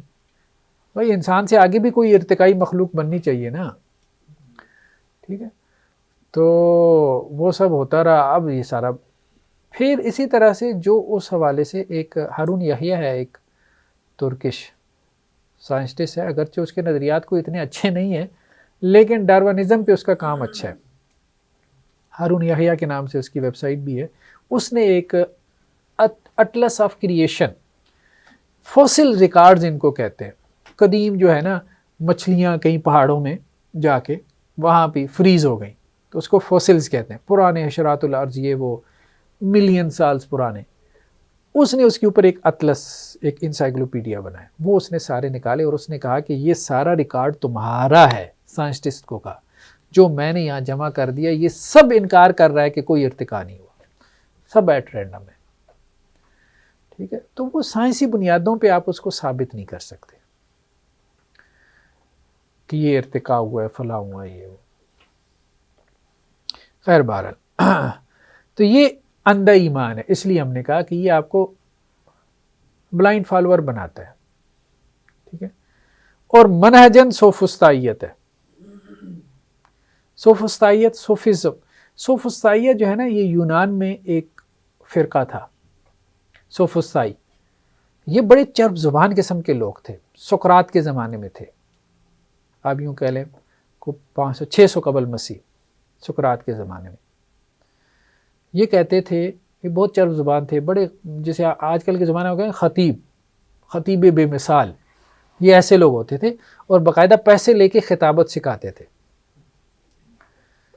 اور یہ ایسے مطلب جسے کہتے ہیں نا ایسا الجھاؤ پیدا کرتے تھے بات میں کہ کھڑے کھڑے آپ کو ثابت کر دیتے تھے آپ ہیں ہی نہیں. ہاں آپ کہیں میں ہوں تو وہ فوراً دلیلیں دینا شروع کر دے گا اور 2 سے 4 منٹ بعد آپ اس کے ساتھ متفق ہو جائیں، یار میں تو نہیں ہوں میں تو نہیں ہوں، یہ تو وہم ہے کہ میں ہوں. یہ سوفسٹ کہلاتے تھے، مغالطہ پیدا کرنے والے. ٹھیک ہے، اور منہجن سوفسطائیت ہے. ٹھیک ہے، علم کے اعتبار سے تو یہ اندھا ایمان ہے، دہریت. ایمان کے بغیر آپ دہریت کی طرف جا ہی نہیں سکتے. ایک انڈین جو ہے نا وہ پہلے تو حضرت مسلمان تھے، پھر بعد میں پتہ نہیں جاوید صاحب کیا ہو گئے، کیا نام ہے ان کا یار، پورا نام کسی نے سوشل میڈیا پہ پوسٹ لگائی تھی، شاعر بھی ہیں، انڈین شاعر ہیں، جاوید کر کے کچھ نام ہے، پورا نام میرے ذہن میں نہیں آ رہا. خیر بہرحال جو بھی ہیں، وہ حضرت یہ کہہ رہے تھے کہ دیکھو ایک ہے ایمان، بلیف، اور ایک ہے فیتھ، عقیدہ. دونوں میں فرق ہے. میں بلیف تو رکھتا ہوں، فیتھ نہیں رکھتا. اب ذرا دلیلیں سنیں، بلیف اور فیتھ میں کیا فرق ہے، ایمان اور عقیدے میں کیا فرق ہے. کہتے ہیں جی ایمان وہ ہوتا ہے جس کا کوئی گواہ ہو. مثال کے طور پہ میں نے امریکہ نہیں دیکھا لیکن لوگوں نے دیکھا ہے. میں نے نہیں بھی دیکھا تو میرا ایمان ہے کہ امریکہ ہے. میں نے نارتھ پول نہیں دیکھا، قطب شمالی نہیں دیکھا، لیکن لوگوں نے دیکھا ہے قطب شمالی ہے جہاں برف ہوتی ہے، تو لوگوں نے آ کے خبر دی ہے، گواہ موجود ہیں، میں اس لیے اس پہ کیا کرتا ہوں، ایمان رکھتا ہوں. یہ ہے ایمان جس کے پیچھے کوئی گواہ ہو. ایک ہے فیتھ، فیتھ وہ ہے جس کا کوئی گواہ نہیں ہے. تو اب خدا ہے تو وہ کہہ رہا تھا یہ فیتھ ہے، اس کا کوئی گواہ نہیں، حالانکہ یہ سارا مغالطہ ہے. صحیح بات یہ اس کا بھی گواہ ہے. جیسے نارتھ پول کا گواہ ہے نا، کسی نے جا کے دیکھا ہے، ٹھیک ہے، تو اللہ کے رسول صلی اللہ علیہ وسلم نہیں گئے معراج پہ ملاقات کر کے نہیں آئے. اگر تم نے گواہی بھی ماننا ہے وہاں پہ بھی تم گواہی کی بنیاد پہ مان رہے ہو. ٹھیک، وہ ویڈیو شیڈیو تو آ جائیں ہیں نا، اسے پچھلے زمانے میں کیسے مانتے تھے، یہی کسی نے دیکھا ہے وہ فلاں ملک ہے، فلاں شخص ہے، فلاں بادشاہ ہے، تو لوگ مان لیتے تھے. ٹھیک ہے، تو آج بھی بہت ساری چیزیں ان کی ویڈیوز نہیں ہیں لیکن یہ ہے کہ جی کسی نے دیکھا ہے مان لیتے. تو وہ کہہ رہا تھا بلیف تو ہم رکھتے ہیں لیکن ہم فیتھ نہیں رکھتے. تو جس کو آپ فیتھ کہہ رہے ہیں وہ بھی بلیف ہی ہے. تو گواہان تو موجود ہیں. موسیٰ علیہ السلام ہم کلام نہیں ہوئی ہے اللہ سے، صرف اللہ کے رسول اکیلے تو نہیں ہیں.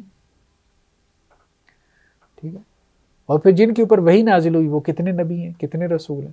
تو کہنے کا مقصد گواہان یہاں بھی موجود ہیں.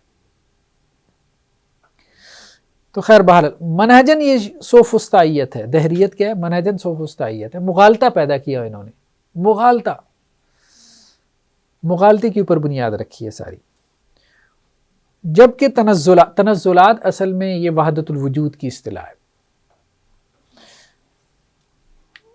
بس 15 منٹ رہ گئے ہیں 8 بجے تک. یہ پیرا ہم ختم کر لیں بس. تنزلات جو ہیں یہ وحدت الوجود کی اصطلاح ہے. سائنس والے ارتقاء کے قائل ہیں. یہ کیا کرتے ہیں؟ یہاں سے ریورس گیئر لیتے ہیں، بیک ٹو دا ہسٹری میں پیچھے جاتے ہیں. انسان پیچھے کیا تھا؟ بندر سے پیچھے چلے جائیں، اور اسی طرح پیچھے وہ بگ بینگ تک. ٹھیک ہے، یہ پیچھے جاتے ہیں. وحدت الوجود والے کیا کرتے ہیں؟ وہاں سے شروع کرتے ہیں، اوپر سے نیچے آتے ہیں. اس کو تنزل کہتے ہیں. تنزل سمجھ رہے ہیں نا؟ ہاں، ارتقاء میں آپ اوپر چڑھ رہے ہیں اور ادھر سے اوپر سے نیچے اتر رہے ہیں. تو وحدت الوجود والے مثال کے طور پہ وہ کیا کہتے ہیں؟ وحدت الوجود والے کہتے ہیں بھائی اللہ کی ذات تھی. ٹھیک ہے، تو جیسے بڑھئی جو ہے پہلے سوچتا ہے، جب اس نے کوئی چیز بنانی ہوتی ہے تو سوچنے کے بعد وہ پھر اس چیز کو بنا دیتا ہے. تو اللہ کی ذات تھی تو پہلے اللہ کے ذہن میں ایک اجمالی سا خیال آیا کہ اللہ نے کچھ بنانا ہے. ٹھیک ہے، یہ اجمالی خیال ان کے یہاں پھر اصطلاحات کی بھرمار ہے. اس اجمالی خیال کو انہوں نے کہا جی یہ حقیقت محمدیہ ہے. پھر اس کے بعد جو ہے وہ اس خیال نے تفصیل کی صورت اختیار کی. جیسے بڑائی کے ذہن میں آیا کہ میز بنانی ہے، پہلے ایک اجمالی خیال تھا، پھر اس میں تفصیل آ گئی. تفصیل کیا آئی؟ بھائی میز ایسی ہوگی. تو اللہ کے ذہن میں خیال آیا کہ جی کوئی مخلوق. ٹھیک ہے، پہلے اجمالی خیال تھا، پھر اس نے تفصیل اختیار کر لی. وہ جب اس نے تفصیل اختیار کر لی تو یہ سب تفصیل کیا کہلاتی ہے؟ عیان ثابتہ. عین ثابت، عین ثابت. ثابت اس کو کہتے ہیں جس کا ذہنی وجود ہو. ان کے ہاں ثابت سے مراد کیا ہوتا ہے؟ دیکھیں ہم نے کہا تھا نا، ایک ہے وجود خارجی، ایکسٹرنل ایگزسٹنس، خارج میں وجود. وہ کہتے ہیں خارجی وجود کسی چیز کا نہیں ہے. سب وجود کیا ہے؟ ذہنی ہے. ذہنی وجود کو وہ وجود نہیں کہتے، ثابت کہتے ہیں. وہ کہتے ہیں وجود صرف ایک ہے، باقی سب کیا ہے؟ ثبوت ہے. یعنی خارجی وجود صرف اللہ کا ہے، باقی سب کیا ہے؟ ذہنی وجود ہے، وہ ثبوت ہے. اس لیے وہ کہتے ہیں عین ثابت، یعنی عیان ثابتہ. ہر چیز، اس کو آپ یوں کہیں eternal images in God's mind. اللہ کے ذہن میں ہر چیز کا ایک تصور ہے. میرا تصور، آپ کا تصور، ان کا تصور، زمین کا، آسمان کا، سب کا اللہ نے تصور کیا ہوا ہے. تو یہ سب جو تصورات ہیں اللہ کے ذہن میں، یہ عیان ثابتہ ہے. تو وہ گویا کہ اوپر سے نیچے کی طرف اس طرح سے انہوں نے، پہلے ذات ہے، پھر ذات کے بعد کیا ہے؟ حقیقت محمدیہ ہے، یعنی اس ذات کو تھوڑا سا ایک اجمالی سا اس نے سوچا. پھر اس کے بعد نیچے کیا ہے؟ عیان ثابتہ ہے. وہ جو اجمالی تصور تھا اس نے کیا ہے؟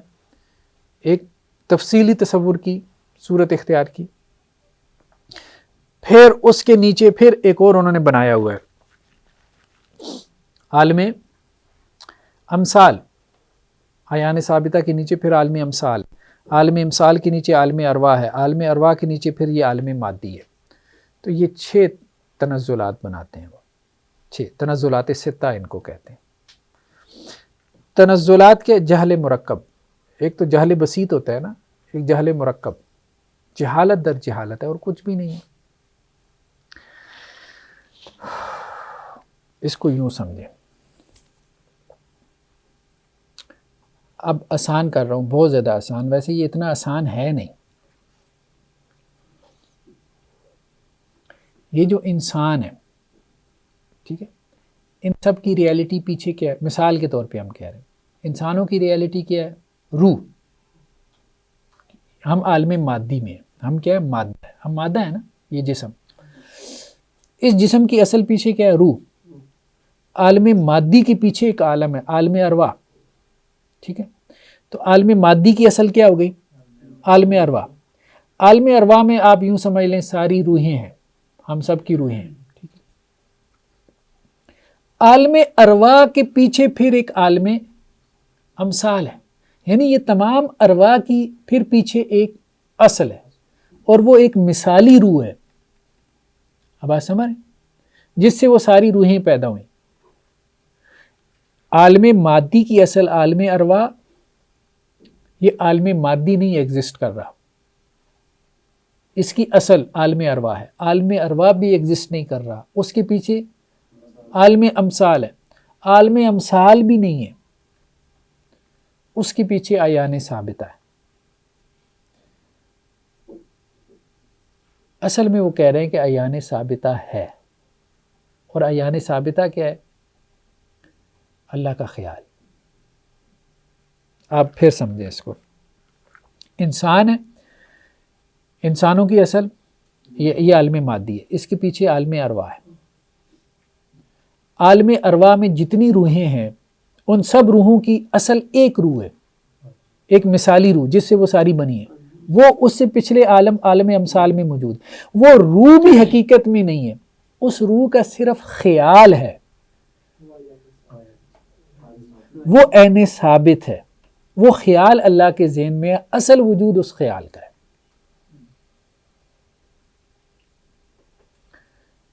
ٹھیک ہے، تو یہ بیسیکلی انہوں نے اس طرح سے تنزلات بنائے ہیں کہ یہ سب کیسے ایگزسٹ کر رہا ہے یہ سب.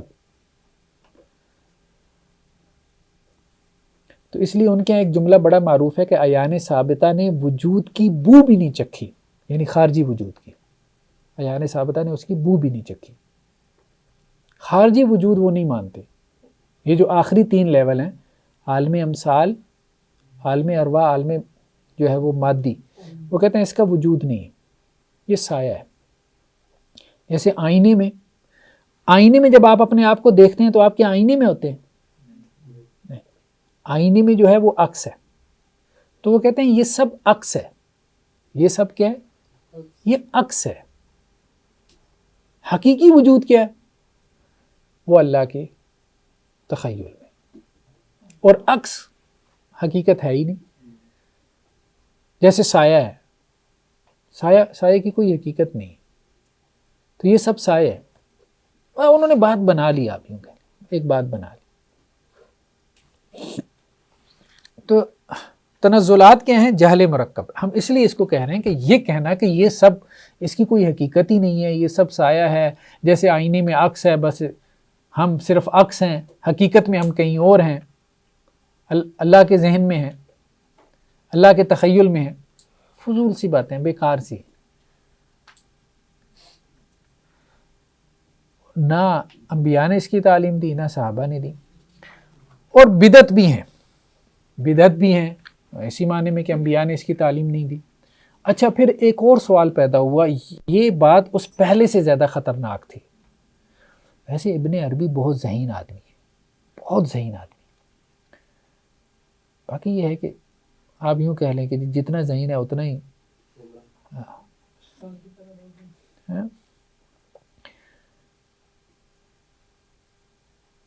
اس نے کہا کہ میرا یہ نقطہ نظر جو ہے نا، اس کی دلیل کیا ہے؟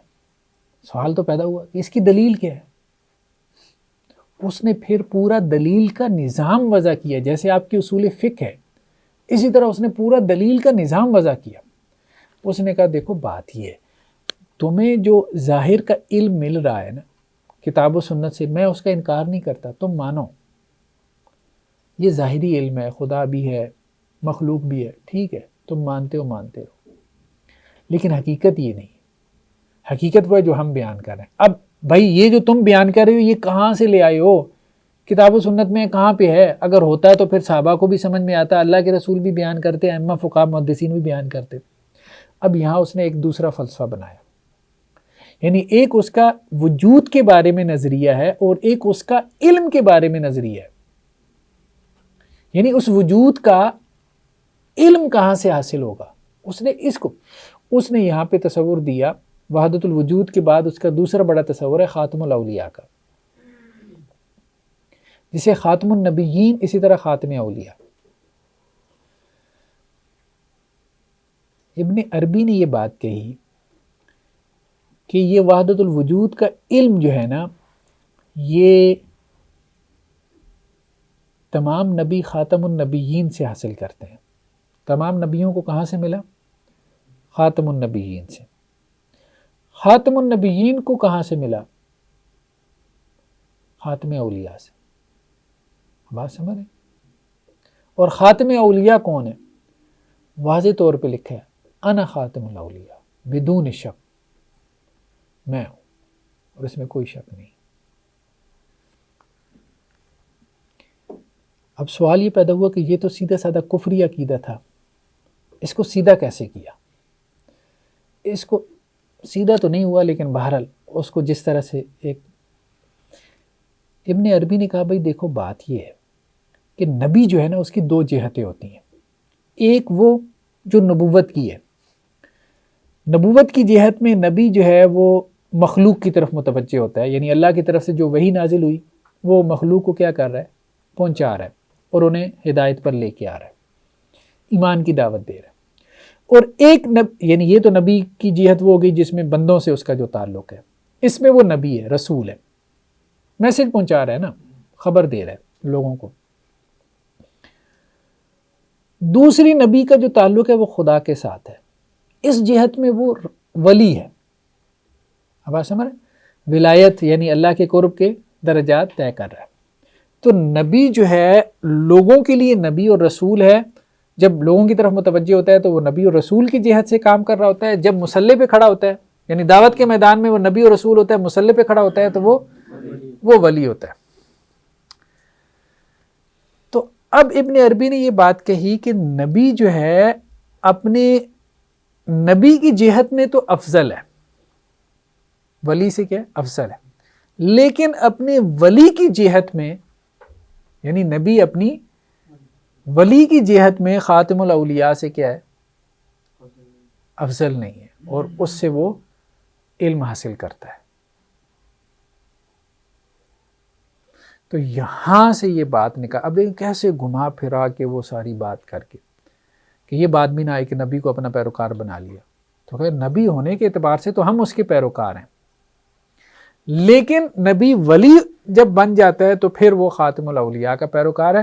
تو نبی جو ہے وہ ولی بن کے ہم سے وحدت الوجود کا علم حاصل کرتا ہے، یعنی خدا کی معرفت کا علم ہم سے حاصل کرتا ہے، یعنی خود ہی سب سے بڑا سورس بن گیا. خاتم الاولیاء سب سے بڑا سورس ہے کس علم کا؟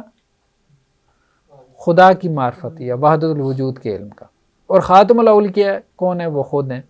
تو کہا کہ ہم سے ہی سارے نبی بھی حاصل کر رہے ہیں، تو سب سے بڑا سورس ہم ہو گئے. تو اب دلیل آپ کو کیا چاہیے؟ دلیل ہم نے دے دی ہے. سمجھ گئے بات؟ یہ پورا فلسفہ بنایا. خیر بہرحال تو اس پہ میں نے گفتگو کی ہے. شیخ ابن عربی کا تصور ختم نبوت، اس پہ علیحدہ سے میری کتاب ہے. یہ جو وجود باری تعالیٰ ہے اس میں ان کے تصور وجود پہ گفتگو ہے، اور شیخ ابن عربی کا تصور ختم نبوت اس میں ان کے تصور علم پہ گفتگو ہے.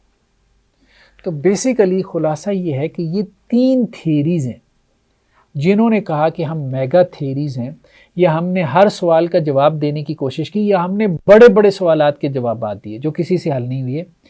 ایک وحدت الوجود کی تھیری جنہوں نے کہا کہ جی خالق ہے مخلوق نہیں ہے، ٹھیک ہے، مخلوق کو انہوں نے خدا کا خیال بنا دیا، اس معنی میں یہ اتحاد کے قائل ہے، یعنی خالق اور مخلوق کو متحد کر دیا نا، تو اتحادیہ ہو گئے نا. دوسرے ایتھیسٹ تھے جنہوں نے کہا جی مخلوق ہی مخلوق ہے، یہ سب مادہ ہی مادہ ہے، خدا ہے ہی کوئی نہیں، ٹھیک ہے. تو یہ بھی ایک دوسری ایکسٹریم ہو گئی. اور تیسرا درمیان میں کیا ہے کہ خالق اور مخلوق ہیں دونوں. اس میں قرآن مجید کی بس ایک آیت بہت اہم ہے، ام خلقوا من غیر شیء ام هم الخالقون، ٹھیک ہے، کہ کیا وہ بغیر کسی پیدا کرنے والے کے پیدا ہو گئے یا خود کے خالق ہیں. یعنی انسان نہ تو یہ کلیم کرتا ہے کہ اس نے خود کو پیدا کیا، نہ انسان یہ کلیم کرتا ہے کہ وہ بغیر کسی پیدا کرنے والے کے پیدا ہو گیا. یہ کلیم کر ہی نہیں سکتا. خود کا خالق ہونے کا کلیم تو کسی نے نہیں کیا. زیادہ سے زیادہ ہم یہ کہہ سکتے ہیں کہ ایتھیسٹوں نے یہ کہا تھا کہ بغیر پیدا کرنے والے کے ہم پیدا ہو گئے، لیکن اب جو ماڈرن ایتھیزم ہے، ہم نے یہ بات سمجھی ہے، وہ یہ کہتے ہیں کہ نہیں، ہم یہ نہیں کہتے کہ بغیر پیدا کرنے والے کے ہم پیدا ہوئے. ہم صرف یہ کہتے ہیں کہ تم یہ کہتے ہو کہ تمہارا خدا کیا ہے؟ سمیع بصیر ہے. ہم یہ کہتے ہیں کہ ہمارا خدا اندھا بہرا ہے, مادہ ہے, قوانین فطرت ہیں. یہی بات اسٹیفن ہاکنگ نے کی, یہی رچرڈ ڈاکنز نے کی. لاز آف نیچر نے ہم کو پیدا کیا ہے, اس یونیورس کو پیدا کیا ہے, مادے نے پیدا کیا, فزیکل لاز نے پیدا کیا. تو اندھے بہرے خدا سے بہتر ہے کہ آپ سمیع بصیر خدا کو مانیں. اور بھائی جب ماننا ہی ہے تو اندھے بہرے کو ماننے کے بجائے سمیع بصیر کو مان لیں. سیدھی سی بات ہے, سامنے کی بات. چلیں جی, آج کے لیے اتنا کافی ہے. سبحانک اللہم و بحمدک, نشہد ان لا الہ الا انت, نستغفرک و نتوب الیک. زندگی شعور سے, الحکمہ انٹرنیشنل.